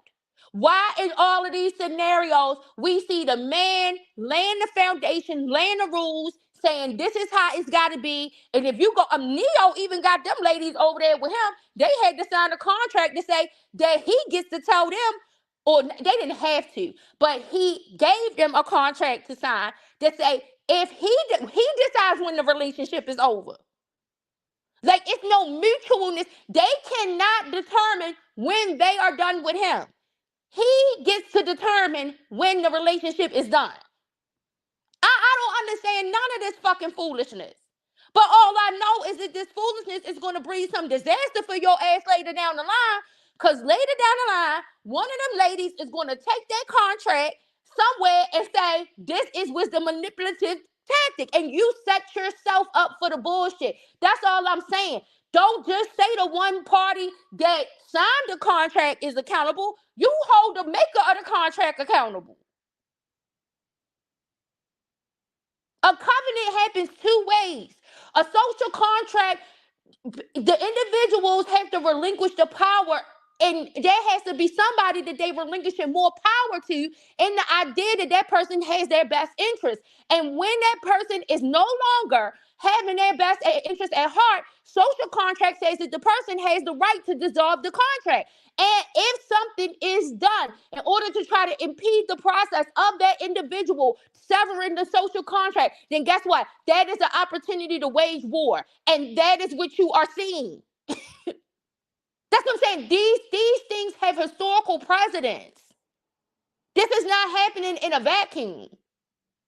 It is the reason why we read sacred texts. It is the reason why we read historical documents. It is the reason why we survey history, because we are looking to see missteps. We are looking to see what not to repeat so that we don't fall into the same pit. But too often, man falls into the same exact pit. Same pony tricking. What is it called? Tricking pony show? I don't know what the heck. I can't remember what they call it. Pep, you said Cardi uses her body to believe now man can resist her. Offset was mentally stuck and couldn't let go the fact he had married a stripper. Their marriage was doomed from the start. Okay, I I don't disagree with all of your assessments of Cardi B. But that's what I'm saying, Pat. Where are your criticisms of him? Like, there are some things to criticize about him. Like the fact that he had all of these children. This shows a pattern of his. And the reason why you want to know why we miss these male patterns a lot is because we live in a patriarchal society. We live under systems of patriarchy. And this is how we miss and don't criticize men, and why we say, well, this is just how men are. No, that is not acceptable. That is not acceptable. That's my whole point of everything I'm saying. I can look at the things that Cardi B had going on prior to her getting with Offset, but I can also look at the stuff that Offset got going on, and I can say he wasn't nobody desirable to be with either. Like, why would he have to come to a mind frame of marrying her, and she didn't settle by coming to a mind frame of marrying him? Why wasn't she in denial? Why isn't she given the grace of saying she was in denial about what she was seeing? Why wasn't she mentally stuck in what she was seeing? And what she, as a young girl, was taught was the right thing to do was, if a man has children, you still give him a chance and accept them anyway, and you take his children in and you take care of them and raise them like they're your own. Because that's definitely indoctrination. That's definitely something that women are taught around the world. That's the question I'm asking. Like, your statements are proving my point. Thank you.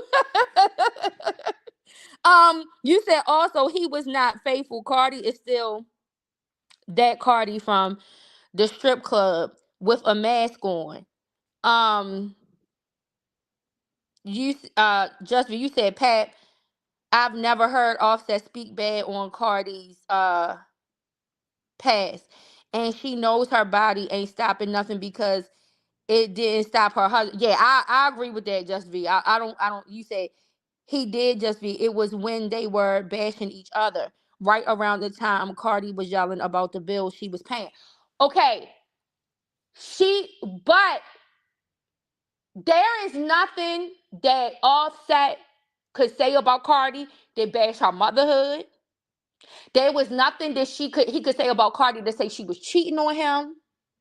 None of that. Now, a lot of people look at the very nature of her relationship with Stefan as her cheating on Offset, because they were still technically married, and that had to do with Offset trying not to didn't not there being some disputes over the agreement for divorce because he was trying to get money out the deal, right? So he had already did all of the transgressions in her mind. She had decided that she had moved on. She was overwhelmingly bashed by men for still being married, but messing with Stephon Diggs, right? But when it's the other way around, women make excuses for men doing that. When it's the other way around, when a man has left a woman, right, and said, okay, I'm starting the divorce process, and somebody see him in public with another woman, it's not looked down on.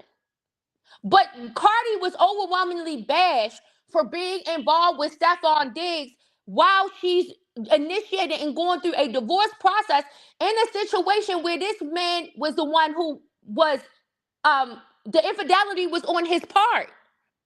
Offset has never come out and said that Cardi committed adultery against him, except for when he tried to say it when she started messing with Stephon Diggs while the divorce is in the process, right? Then he tried to come for her then. But you never heard Offset say nothing about her mothering. You never heard Offset say nothing how good of a mother she was to his children. None of that.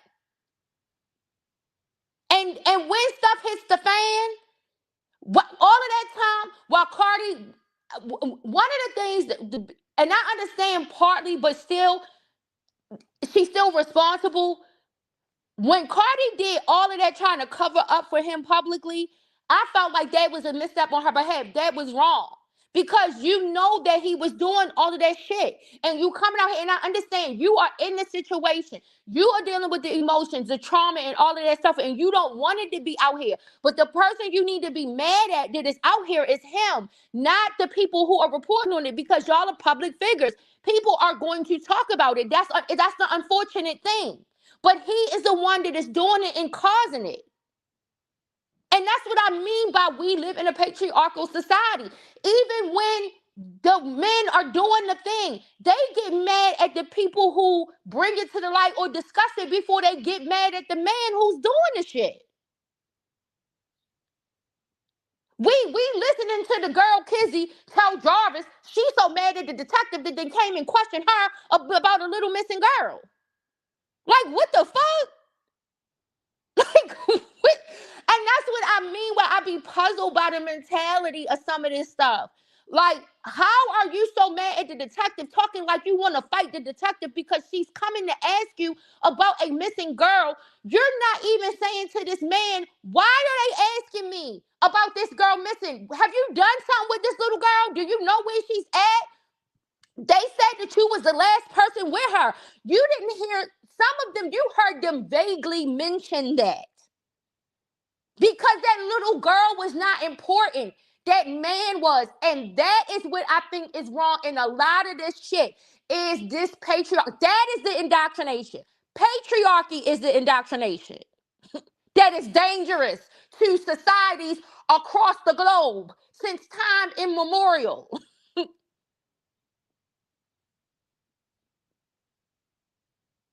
Because it will have you more worried about your man cheating on you with another woman than a missing child. That's what it will end up boiling down to. And that's how it devolves into.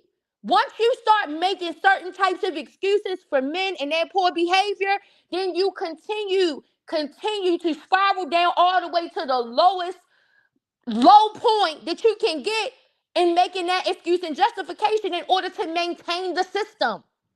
What system are you maintaining? The system of patriarchy. A system that is much older than slavery. The original slave system. That's what you upholding. That's what they fighting to maintain.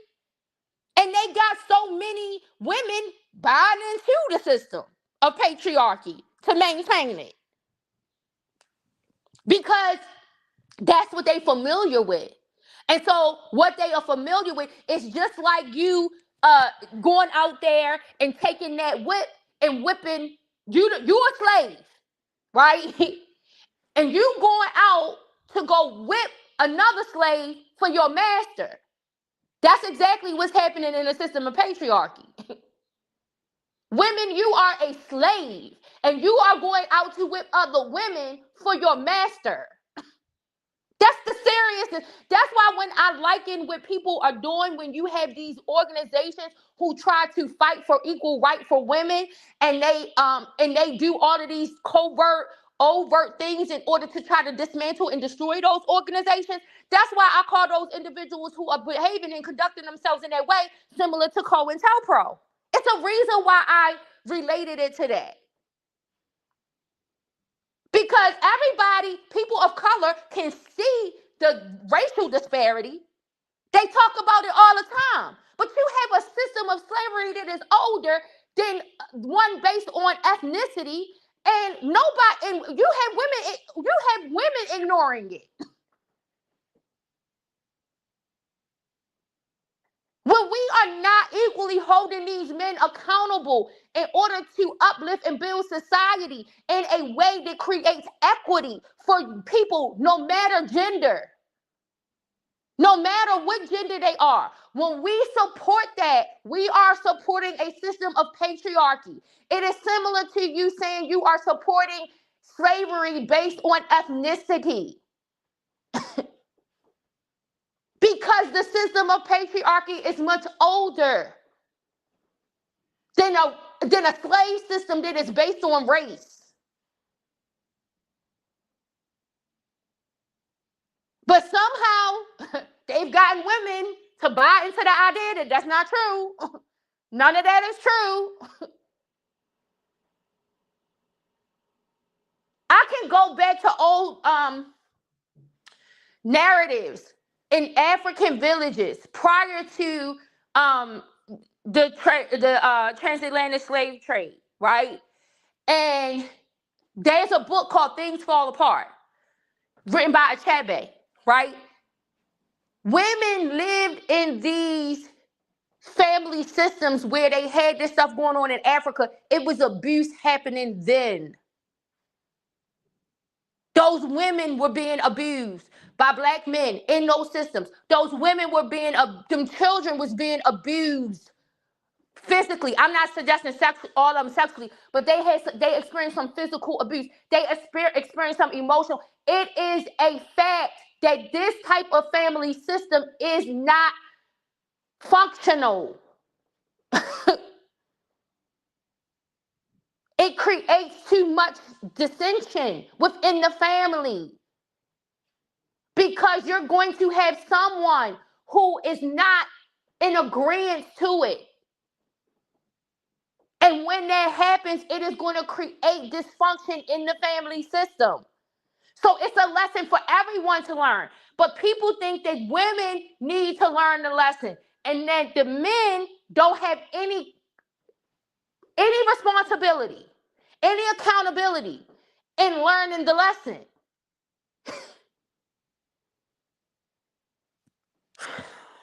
Lord have mercy. You said you didn't hear what?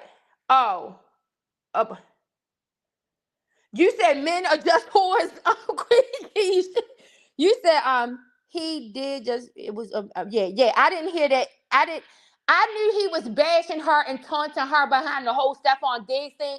That was really agitating because what Offset thought Cardi was never going to leave him. He thought Cardi was going to continue to just keep holding him down, lying for him, making everything seem like that it's nice, to the public, doing all of, the things. And he thought that that's what she was going to keep doing. And when she said, that's enough, I don't want to do this no more, then that's when he started to act out and throw a temper tantrum like a child.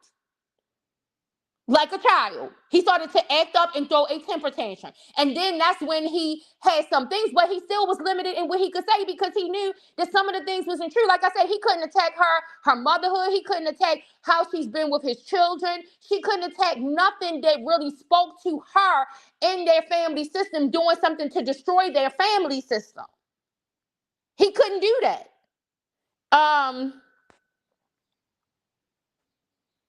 You said Cardi has been linked to a lot of men, even though she used her body as entertainment. Right. Yeah. You said the men are just whores. I didn't hear that, but maybe. Agree. Indoctrination is a deadly disease with no curable treatment. It should be illegal for him to play with the finishings too. Oh yeah, exactly. Exactly. It should be like you so crazy. Pep, you said if we had lawlessness country, purging would happen. When they said there will be a purge. Thanks for the law. Exactly. Like the law is there for a reason. And you can't use a justification that somebody else got away with breaking the law as to why you shouldn't be held accountable if you are caught breaking the law. Well, guess what? Help me. This is why they be using informants sometimes. See, the informant idea comes from sometimes the criminal. And y'all don't realize how sometimes y'all is the informants, even though y'all accusing other people of being the informant because y'all had practiced the same type of behavior. Well, they let so-and-so get away with doing so-and-so, and so why they not letting so-and-so get away with doing so-and-so? Okay, well, go get us the victims of so-and-so. Bring them to us. help us. We're going to get their testimony. We're going to use these same tactics that we use to get this one over here in order to get them to testify. And then guess what? We will credit you for bringing them to us. Right? Since you know that all of these other people that did this stuff, like I said, all of these rock stars and stuff that they keep mentioning. Now, listen, y'all, where we gotta cut it off is we can't dig nobody out the dead now. We cannot dig nobody out the ground. I need y'all to stop talking about Elvis and Hugh Hefner because they are dead. What y'all want us to do? You want us to go dig them out the ground and put them up in the court, prop them up in the courtroom like Weekend at Bernie's? I don't know, right? You want us to sit them inside a jail cell mummified? I don't know. But go get us some of these other ones that's still alive that did all of this, right? And bring us, find their victims for do a Jim Daragatis. You are the what do you call the courtroom reporters and the investigators, and y'all willing to try to go and there's all of the victims and all of the witnesses, all of these questions. Y'all got the investigative tools to go and find these other people and bring them to law enforcement and say, listen, what are you doing about this? Write some pieces on it. Expose it. Put the spotlight on it. Like, I would think that is more solutionary. That is more solutionary than for you to suggest that because somebody else got away with having a history and career of doing that you let everybody away. That would be I would think, proper response to what the problem you're suggesting you have with the situation. I'm just saying.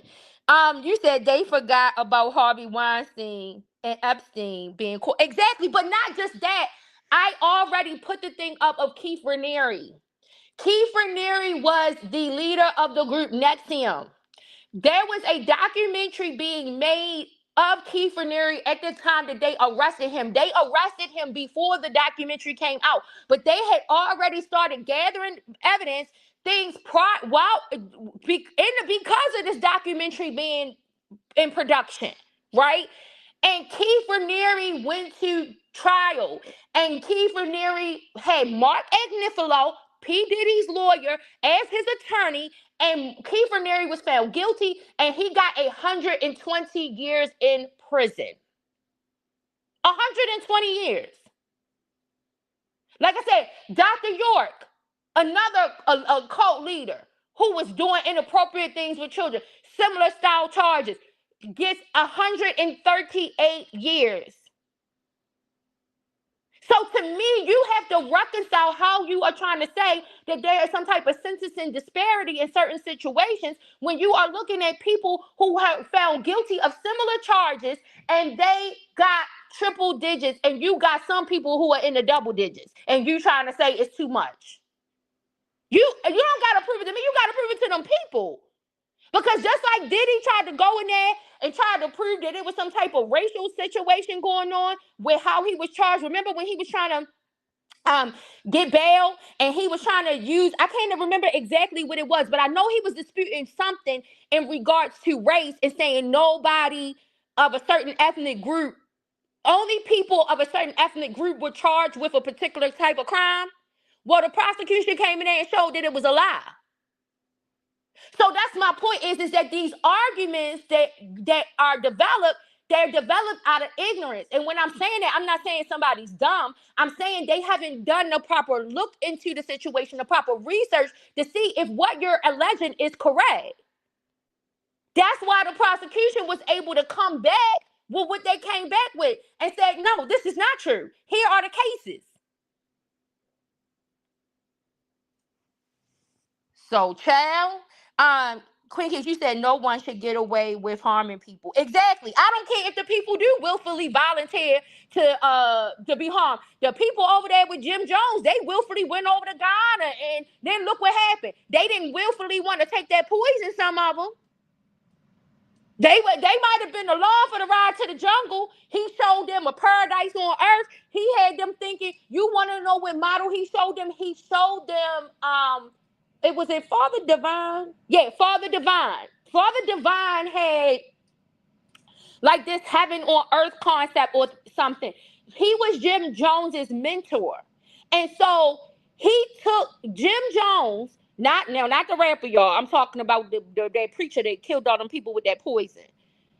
He had he took the model that Father Divine had created and decided that he was going to go somewhere. They was going to, go somewhere in the jungle and create this quote unquote paradise. That's why a lot, you see the term paradise lost. You see, one of the books I read was Seductive Poison. You get them with these manipulative tactics that if you agree to and join in with me in this community effort, that this is going to be beneficial to you. This is going to benefit everyone. This is a community project. This is something that is going to be lucrative, and it's going to improve your life. And this is what you sell to. And this is what a lot of these wealthy ass men sell to these women when they get them to agree to go into some of this shit. Now, like I said, it is a brainwashing. I don't understand, but obviously it happens. Look, Jim Jones got a whole bunch of people to go to a whole nother country into the jungle with him. Them people handed over their documents to him, saying that they was going to be kept in safekeeping, to make sure that everybody's paperwork and things were safe. And they get over in that jungle, and I'm pretty sure that those people were in agreement. The contract was, we are going to go over here and live well. We are going to be able to avoid whatever attack is coming to the United States. All of these different things that they had in their mind. But I'm going to tell you that most of those people, based on listening to the recording, especially the children, didn't agree to take that damn poison. They ain't agree to that. You ain't gonna convince me they agree to that shit. You guys hold on 1 second.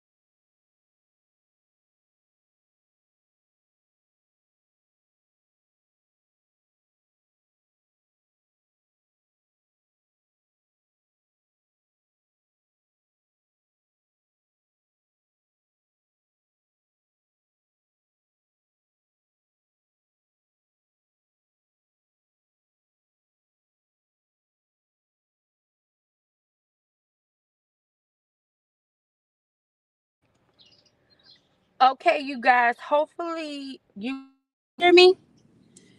I got to get in the car because I told you I got an appointment. But my appointment is for my car, so I don't have to get off with you guys. Hold on. So that's why I was like, let me just put you guys on hold. Let's see.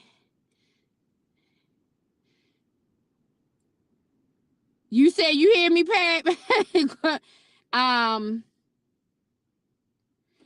yeah. Listen. I think. Listen, Pat. That I agree with. I think because, like I said, it is indoctrination. It is a lot of women who fight, and that's why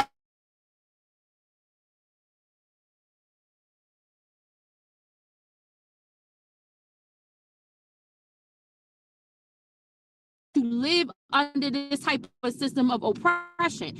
And some of the women want this system to stay in place, just like you had people who wanted the slave system to stay in place. You know, once it finally got to them and they said slavery is over, and now the plantation owners' properties have been devastated, they didn't know what they was going to do. You had the slaves looking, saying, "Well, master, where do we go? Where are we going?" Well, in my opinion, a lot of the women who uphold this type of stuff, they got that same kind of thinking, and so you're right. I do think in some respects, when Cardi was doing all that covering of what the stuff Offset was doing and getting mad at everybody else who was saying things and talking about what he was doing, but she was probably, I'm not saying she wasn't mad at him, but she displayed her anger more towards everyone else, and she was still giving him the benefit of being in relationship with her and still giving him the benefit of her being his covering, right? And so yes, that is, I agree, that is part of the indoctrination. That is part of what keeps that type of system going. I don't know why this is looking like this. I wonder if it's a way when I'm on here. I can't. Let me see. You said, Michelle, you said good morning. Good morning, Michelle, girl. You better say the community, the commentary this morning. This needs to be viral. Girl, I just be talking about a whole smorgasbord of things. I don't know. I just be saying how I feel about what I see, what I know, my experience in the world. I try to share what I see like is the problem. I could be completely wrong, but I just, like I said, if this, whatever you do, if you apply it evenly across the board, I can settle with it. But when I see that you are creating a disparity from one group to the next, and you are making an excuse from one group to the next, it is no different than white people thinking that they are privileged to be able to do certain things, and that certain type of systems should be maintained in order to keep them as the majority. That's the same thing that systems of patriarchy do. When you are hearing men saying they want to go back to the good old days where the wife was barefoot and pregnant and staying in the kitchen and cooking and all of that kind of stuff, that is to maintain the system of patriarchy. The same way how when you hear people like Ronald Reagan and Donald Trump say they want to go back to the good old days and make America great again, we can connect the dots to what they are really trying to say. Why are we missing it when it involves gender dynamic? That's the part I don't like. It's hard, and this is the thing. I think it's harder for women of color to get away from this.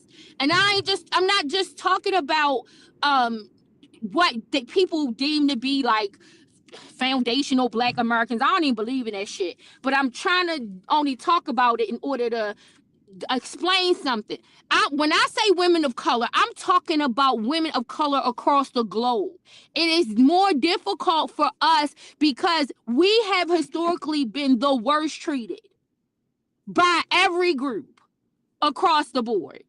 So it is harder sometimes for us because we have a shared experience like slavery with men of color. It is harder for us to be able to separate the patriarchy from that.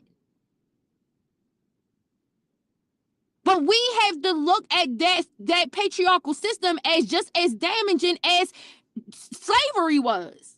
It is just as dangerous. Right? um You said acting up just like Blueface. Right, right. You said my husband and I go back and forth about Bill Cosby. He said he should have gotten away with because white men been doing, and it's that's what a lot of people think. And I'm gonna share something with y'all. Y'all, when I was a little kid, right, and I was watching the OJ trial, that's exactly how I felt. I felt like that. That's how I'm telling you. I know this is indoctrination. Cause as a little kid, I had a feeling like, well, dang, I don't care. Even if he did kill her, white men get away. White men get away with a lot of stuff. And I looked at how white black men have been falsely accused by white women and all of that stuff. And I was like, you want to know what? If it was a white man who did it to a black woman, he would get away with doing it.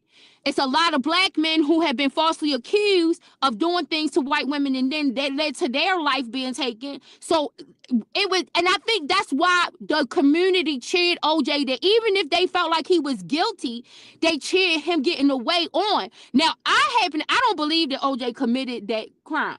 I believe that he might know what happened or know who did it or had something to do with who did it, but I don't think that OJ actually committed that crime, right? But the greater black community, they cheered it on even if they felt like he was guilty, and it was for that reason. And I seen that with me as a kid, you know.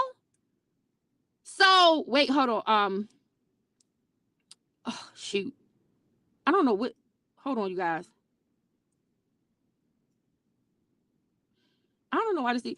You said we was talking about Jarvis, but we've had about 5 topics, but good topics, so it's okay. I know, girl. We were supposed to talk about that daggone Jarvis. I mean, you want to know what? Just be. Let me listen. Wait a minute. Let me see. You said Carla just been wasting her breath. If a woman doesn't care about abused children, why would they care about what a grown woman goes through? And you're right. And like I said, that's the bigger problem. And that's why I said, like, this is why, just like they talk about racism is hard to try to dismantle, patriarchy is hard to dismantle, because you got too many of the people who are being oppressed that are supporting the structure. They upholding the structure. They are the ones preventing the pillar from crumbling, crashing down. So it's sometimes I know, but this is the thing, Jessica. I know you be wanting me to save my space, my oxygen, but I have to say it, and especially when it just comes on me. You know, I gotta say it. But it's like we have to stop, and we need men to join us to dismantle systems of patriarchy. The problem is that a lot of times men don't want to be allies and they don't want to join because they benefit from that system. Just like you try to have to find white people to be allies of people of color in order to try to, it's sometimes hard. It's the criticism that they are going to receive that sometimes makes them afraid to come out as allies. It's just like straight people don't want to be allies to the LGBTQIA community. It's all of the fears of what is going to happen if you are allied to it. It is all of the things that you think that you are going to be labeled as. It is the fact that you might be making yourself a target while you are trying to be an ally to a particular community to help with the system of oppression that keeps on keeping them oppressed. And so, yeah, I mean, I don't know why people don't see the parallel. You want to know why? Because that's how strong patriarchy is. Patriarchy is so strong that so many people don't even want to see it. They fail to see it. They come up with excuses and justifications for why they think that was the best way. Not knowing that the same level of abuse and oppression and mistreatment and all of that shit was happening under that system. They praise these women for staying with men who were abusive to them and say because they was keeping the family together. I'm sure they would have liked to keep the family together and not be abused. Do you realize that that was during the time when women had no rights, where they couldn't even work, where they couldn't own property, where it was so many things, and you want us to believe that that system was okay?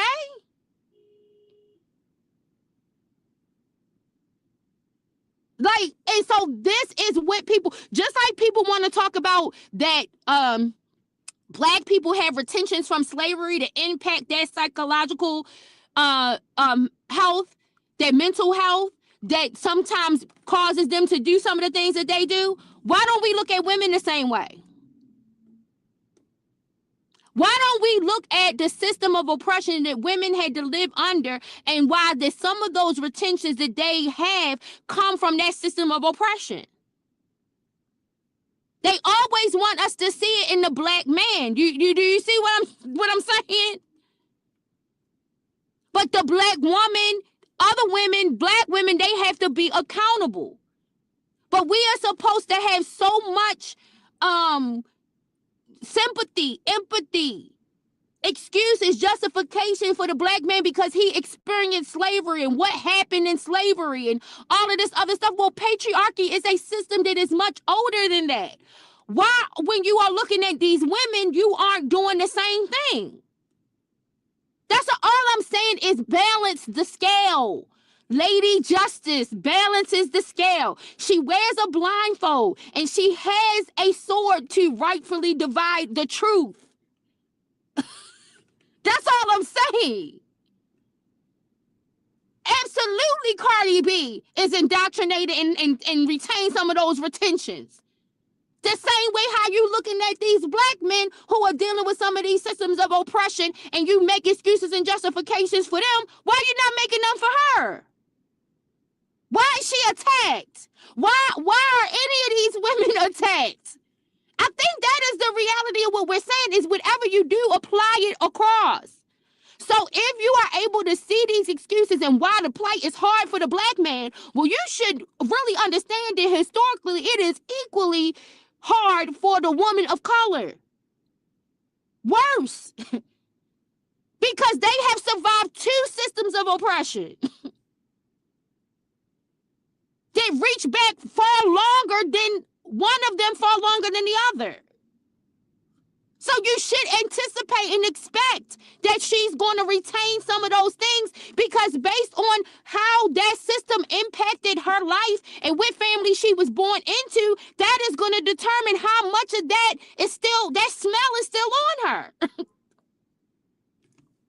You said, let me see. You said once I heard the lengths that adults will reach to in order to blame a little girl for her abuse, nothing else gay is said about grown women. Surprise, right? Yeah, it's unfortunate, but like I said, that's an indoctrination. That's a just V. That's an indoctrination. That's an indoctrination that they don't want you to deal with because they are comfortable. The other party is comfortable with that indoctrination because it's what gives them comfort. That's why they wanted to go back to the old system. Just like I said, just like Ronald Reagan pushed that back to the good old days, just like Donald Trump pushed that make America great again, they wanted to go back to a system where they felt like the country was great. When was that? When was that and for who? That is always the historical question you always ask when a statement like that is made. When was that great? When was it great? And for who? Right? So when men say they wanted to go back to the good old days when mama was in the kitchen and doing this and doing that and all of these other things, the question that we should ask is when was that the good old days and for who? That's the question. And I can guarantee you that if you go back to some of their mamas and grandmamas, the reason why some of us are the way we are is because guess what? They was fed up with it and they told us something different. They told us to not accept some things. Hold on, you guys, okay?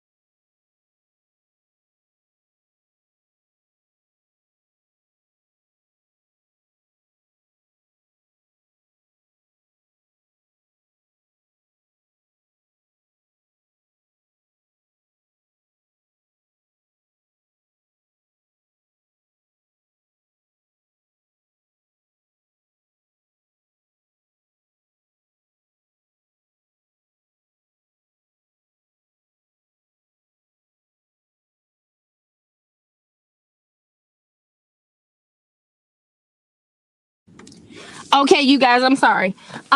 So I had to get some gas, y'all. So when and so and listen, I want everybody to be clear. I am you said you turning me up, Pam. You said yeah, last set you up, Pam. I feel like Carla just yelled at me. Listen, no, I'm not yelling. That's just my passion, Pam. You know I'm not yelling at you, girl. But look, I want to say this, and then we go out to talk about Jarvis for a second, right? So, I want to say this. When I'm saying this, I am not suggesting a system that is matriarchal. I'm not suggesting it. The remedy is that we have to find a way of equity. And just like people think that there were certain systems that need to be put in place in order to try to bring people of color, like we had affirmative action and all of that kind of stuff, in order to try to boost people of color and it because of the deficit as a result of that slave system. That is the same type of thing that is needed in order to create equity when you have a system of patriarchy. I did, but can y'all hear me now? I did put y'all on hold because I had to get some gas, y'all, because I'm driving to my appointment. But my appointment is for my car, so I don't have to get off. That's why I stayed on. I just gotta get there to the appointment. So I had to go in and get some gas. So yes, Tiz, I did put y'all on hold for a second. But yeah, so I am not suggesting a system that is based on some type of matriarchal power structure, right? I am saying that we have to find a way to create equity, because when society does not provide and find a space to create equity, and we have all of these disparities going on between people, this is what's going to dismantle society. This is the dismantling, this is a dysfunction in society. This is why you see all of the dysfunction. The people who think that this generation, this current generation, is just acting like this because it's something wrong with them. No, all of these generations that came before us raised us historically to this point. Like it's gotten to this point because historically we have devolved into this. This has been a process. This didn't just occur. Everybody always looks at evolution, but this is a devolutionary process. And so I'm not suggesting that a matriarchal system would be a better power structure. I'm saying that we have to do something where neither of these things are the more dominant, and that we find a balance and contribution from both sides in order for us to be a functional society. And I know a lot of people think that is a utopian idea. I told you where I come from. That's how I think. That's how my think tank works. That's how my think tank works. I ain't gonna think about nothing but perfection. Now I know that it's hard to achieve that. I know it's almost impossible, but I think that it is something, the goal that we should set to attain. Okay, Pep, you have a good day. Okay, so now I'm gonna talk about Jarvis anyway. So while we talking about that, so I need to really go back and listen to the Shanitra Speaks calls when it comes to Jarvis, Just be. So help me guide like into this conversation, because I was falling asleep on some. But I'm gonna tell you, this is the one I want to talk about right now, because this is the one that got me the most disgusted. Is that daggone name? Okay, that. Oh shoot, hold on. Is an ambulance? Hold on. That daggone name, Jarvis. No, see, and this is what I mean. That you can tell listening to Nay. Now, Nay is a new character for us who was following Behind the Walls, because we haven't, I don't think, heard her on the calls with Behind the Walls yet. Like I said, I think Behind the Walls with Anna B, she's trying to present the calls in a way that keeps certain things bundled so that there's some type of theme. It seems like Shanitra is playing the calls like in an order. So, okay, before I go to Nay, I want to say this. why is Angel up on that phone with Jarvis in April after she done did all of that with three-way Kimberly and told three-way Kimberly don't call him call her for him no more, and like she threw with Jarvis, and then we see she up on the phone. Ty, Nay is a new woman. She is a new character. So, because I gotta call them all characters at this point, because this shit is soap opera. This is like the ghetto soap opera. You said I don't know that Carla's name, but she sounds yes. Her name is Nay. Her name is Nay. Very delayed, and this is the whole point. Like, people will want to say that these women are willfully participating. This man is going to get special needs people and and getting money from them, taking stuff from, like, this is ridiculous. He was already with one woman who was on a ventilator or something, wasn't he? Just the old lady, barely could breathe. I don't know if she was old, but she was sick. I don't know how old she was, but barely could breathe. Getting money from her, from before or after he died. Before Nate, yeah, Nate is before. So he's talking to Nate. She's another woman that he was involved with.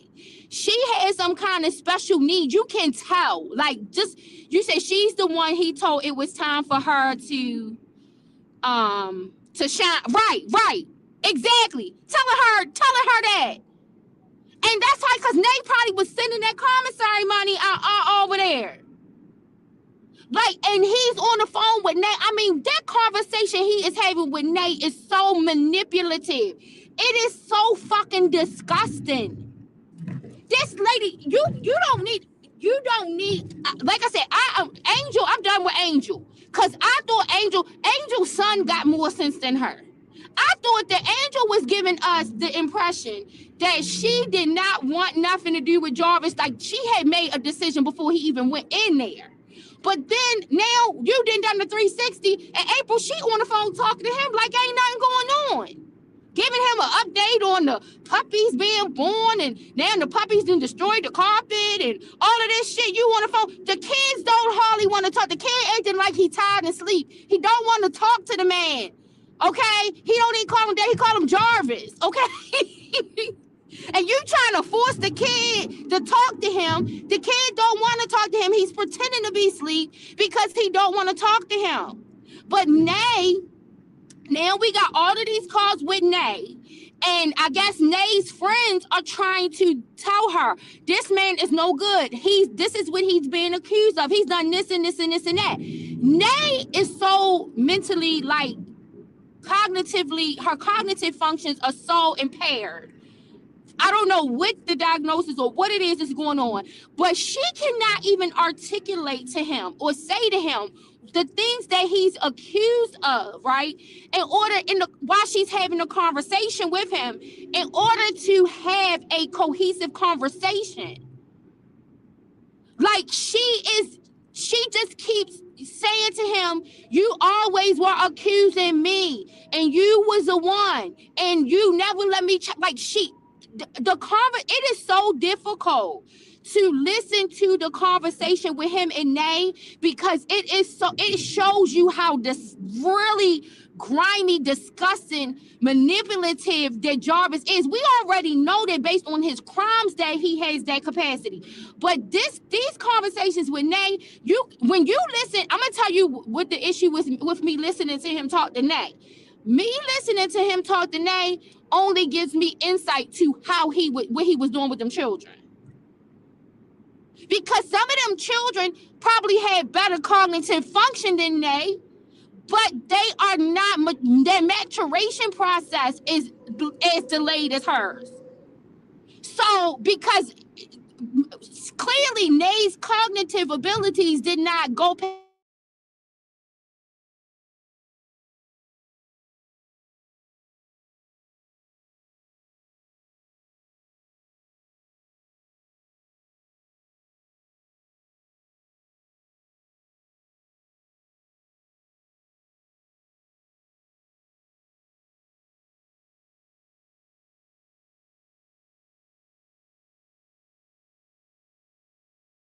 So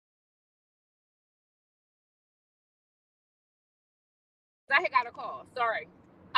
You said she's not new though. We heard before. Okay, yeah, I was thinking that too. That nobody has connected her back, Just V, to that $68 call. But I was wondering if that was her. But the reason why I was holding out, because I haven't heard, or at least from the call I listened to yesterday, because the calls I listened to yesterday, that's my first time hearing that. Now let me take that back. I heard a Shanitra. I went on a Shanitra Speaks another live of hers, where I think I heard they talking, but I couldn't listen to that one. I had to go out, so I don't know what the conversation was. But in this conversation that I'm hearing, I don't hear her keep calling him daddy. And that's what that's what the girl with the $68 kept calling him. So that's why I was confused. I'm like, okay, is Nate the girl, the $68 girl? But because I didn't hear her referencing to him by that term, of endearment, I was not sure if that's her. But yet, it was something, Just V, that was making me wonder, is that her? You said Jarvis has top tier, exactly, top tier gaslit her. Exactly. I've never heard it. It's disgusting. And what I'm saying is that it is letting us know how he groomed these children.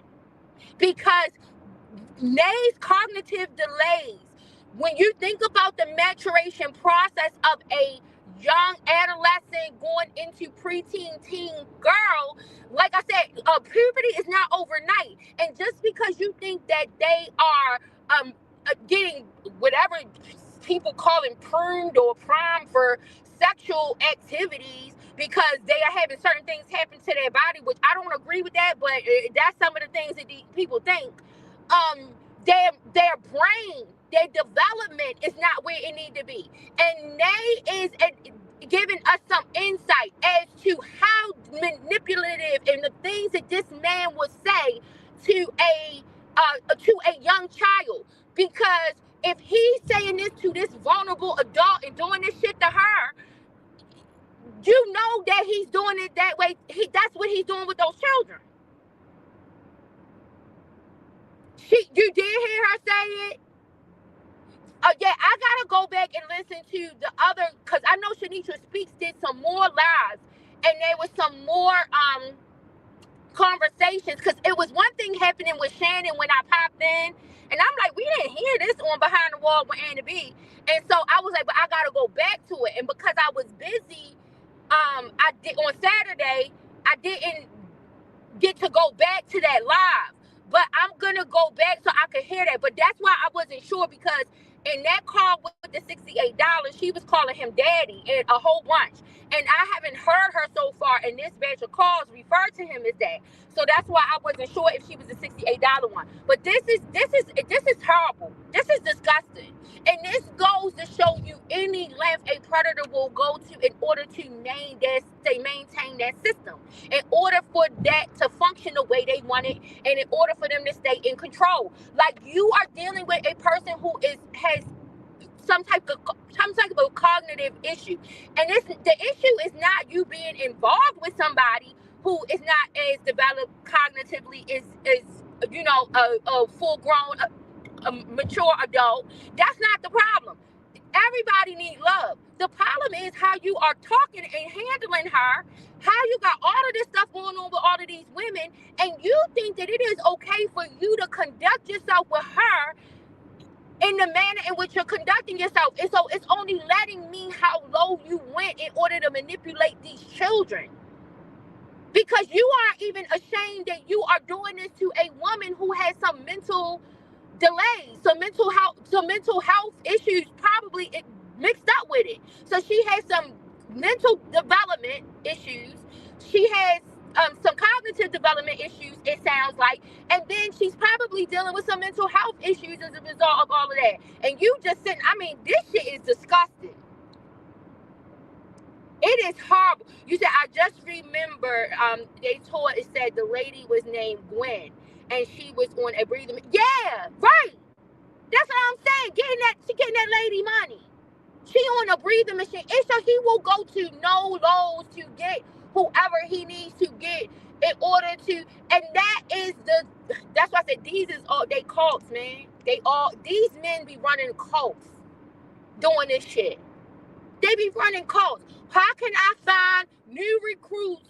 And I don't care what status is, as long as I got people joining. I don't care whether all of the people are within right mental capacity to even join. I'm going to just let anybody join. And I'm going to manipulate whatever I can in the situation to keep getting more members. This is terrible. Listen, please, I'm going to, Ty, because I know you asking where to find it. It's Shanitra Speaks. But I think I already did put one of them on my channel, one of the calls. But if not, I'm going to go check. And I'm going to post on my community wall where to go to find the call so that you can hear those calls.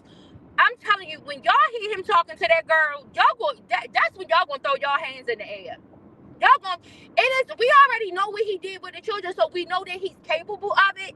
But this gives us some insight as to how he was handling these children based on these conversations that he's having with this person who does not have all her mental faculties functioning properly. It's going to really give you the real insight. Like when you are looking at the messages between him and Naziah, like I said, and I said this before, the same people who are saying that they got an issue with Naziah, with what he did to Naziah, some of these people, and they trying to make a distinction as compared to other situations, I guarantee you that they would have been saying something different if Naziah had become an adult and was still doing the same things. Because they would have been victim blaming and victim shaming her based off of some of the other things that I have seen be done. Right? But those conversations that he was having with Naziah through text was absolutely inappropriate. But after listening to Nay, it lets you see the whole manipulative tactics. Like when you see these messages with him and Naziah, a lot of it is sexual. You don't get to see the lead up, the build up to the manipulation to where she was doing all of this stuff with him. But with Nay, we are seeing how he is employing these tactics with her. This is not no person that any person listening to this should be ashamed listening to what he's doing. But he is actually executing the mission. It is so terrible and disgusting. Lord, wait till y'all hear this shit. Wait till y'all hear this. This is gonna set y'all off when y'all hear this. Let me see. You say those messages were very disgusting. Very. But you can tell by those messages, Ty, that the grooming process was complete. You know what I'm saying? With Naziah.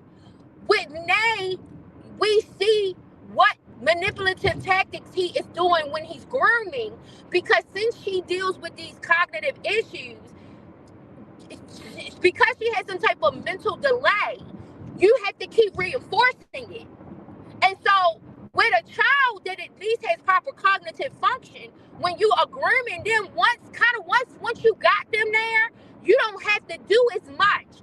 But with Nay, we are seeing the constant reinforcement that he's trying to do in order to manipulate her.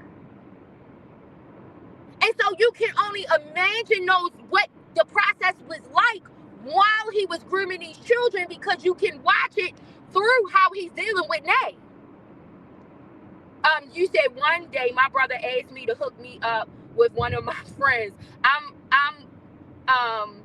not friends with women who exactly. Like, listen, Justine, you preaching to the choir. I have had to explain to my male family members, right, that just because, first of all, my male family members know, don't bring nobody around me until you decide like what is your choice, what's your decision, because don't be having me being phony and doing a whole bunch of stuff in nobody's face. I don't like that. I don't want to be caught in the middle and made to feel like I got, oh, you didn't introduce me to this woman, and then now you introducing me to that woman, and then now when stuff get found out, stuff might be okay with you and them, but then they gonna be looking at me crazy, right? And so I had to hold on, let me see.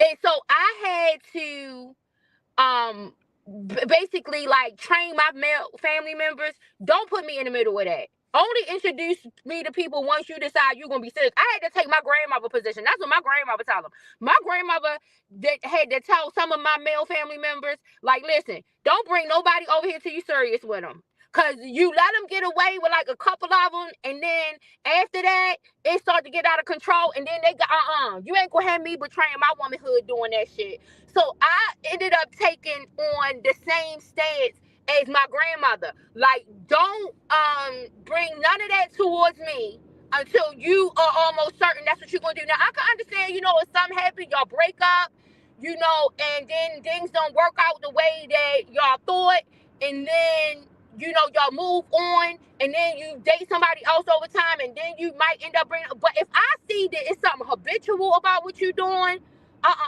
you know what I'm saying? I can make concessions for my male family members who have stable relationships, and then something just happened and they come to a mutual agreement that the relationship is over. But no, you ain't doing all of them different girlfriend of the week type stuff. You're not doing that. And it's for that reason, just because I do make friends with these women. And then when stuff happens, you're putting me in a bad situation to where in the end, because when I'm a friend, I'm a real friend. So I'm not gonna let the fact that you my family member overshadow me giving the same courtesy that I would want given to me by a friend if something was happening. So don't even introduce me to them. Don't. And you're right. Definitely don't definitely not my friends that I already have. Let me tell you, I had a friend that was my childhood, but she's still my friend, y'all. She's still my friend, but I keep my distance from her because of the situation. But I had one of my childhood friends, and let me tell you, this was one of my church good girlfriends, right? And this particular girl, a lot of my other family members, they didn't like her for various different reasons. It was not legitimate, right? It was just not a legitimate reason not to like the girl. It was all superficial, right? And so, but I was the one who befriended her, and I was the one friends with her the longest. And my cousin, one of my cousins, he starts to date her, and then he's doing all kinds of trashy ass, dirty ass shit. And every time me and him was close, and every time it ended up putting me in the middle. And then so it would be times when she would get mad at me and not talking to me, but then be back talking to him. And then I had to I had to tell both of them together one day. Like, I'm sick of this. And so then I had got to a point, I was like, okay, I had told her, I don't want you telling me nothing about nothing you do with him. Because that's going to trigger me to say something to you that's going to put me in a situation where he's going to be angry because of what I'm saying to you. And then you're going to get mad too. You're not going to receive it, and you're going to get mad.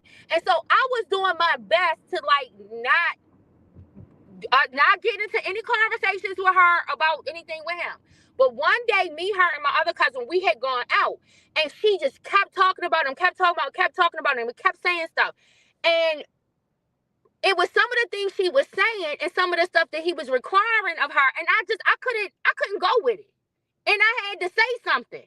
And so then it ended up in she walked out on us at the restaurant, left us with the bill and everything. We didn't care. This is the part that got my other cousin mad, right? My other cousin got real mad about it because she was like, she walked out on the bill because my other cousin tried to call her. I didn't call her after she walked out. But my other cousin tried to call her to try to say, come back. Come on, come back. Let's talk about this. Instead of you doing that. She didn't even answer the phone. And so my cousin was like, This bitch then walked out, left her damn bill. Now she don't even want to answer the damn phone. She's okay with us paying her bill. She could have at least paid her bill on the way out if she wanted to be mad.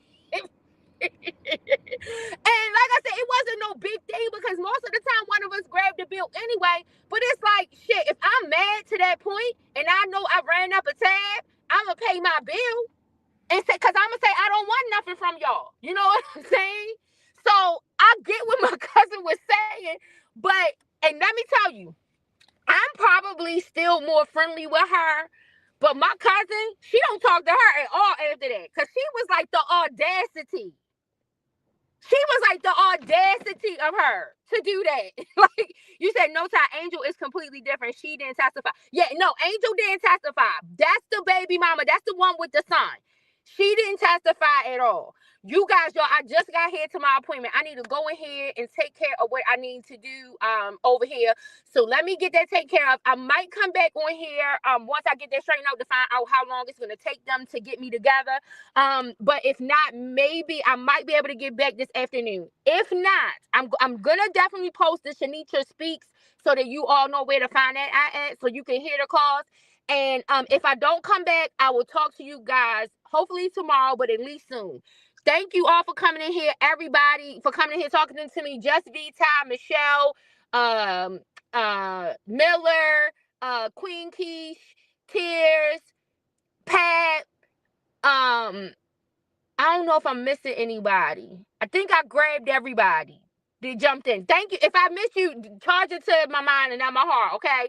Y'all have a great day. Hopefully, I'll be able to get back with you guys. But if not, hopefully, I'll get to you tomorrow. Peace.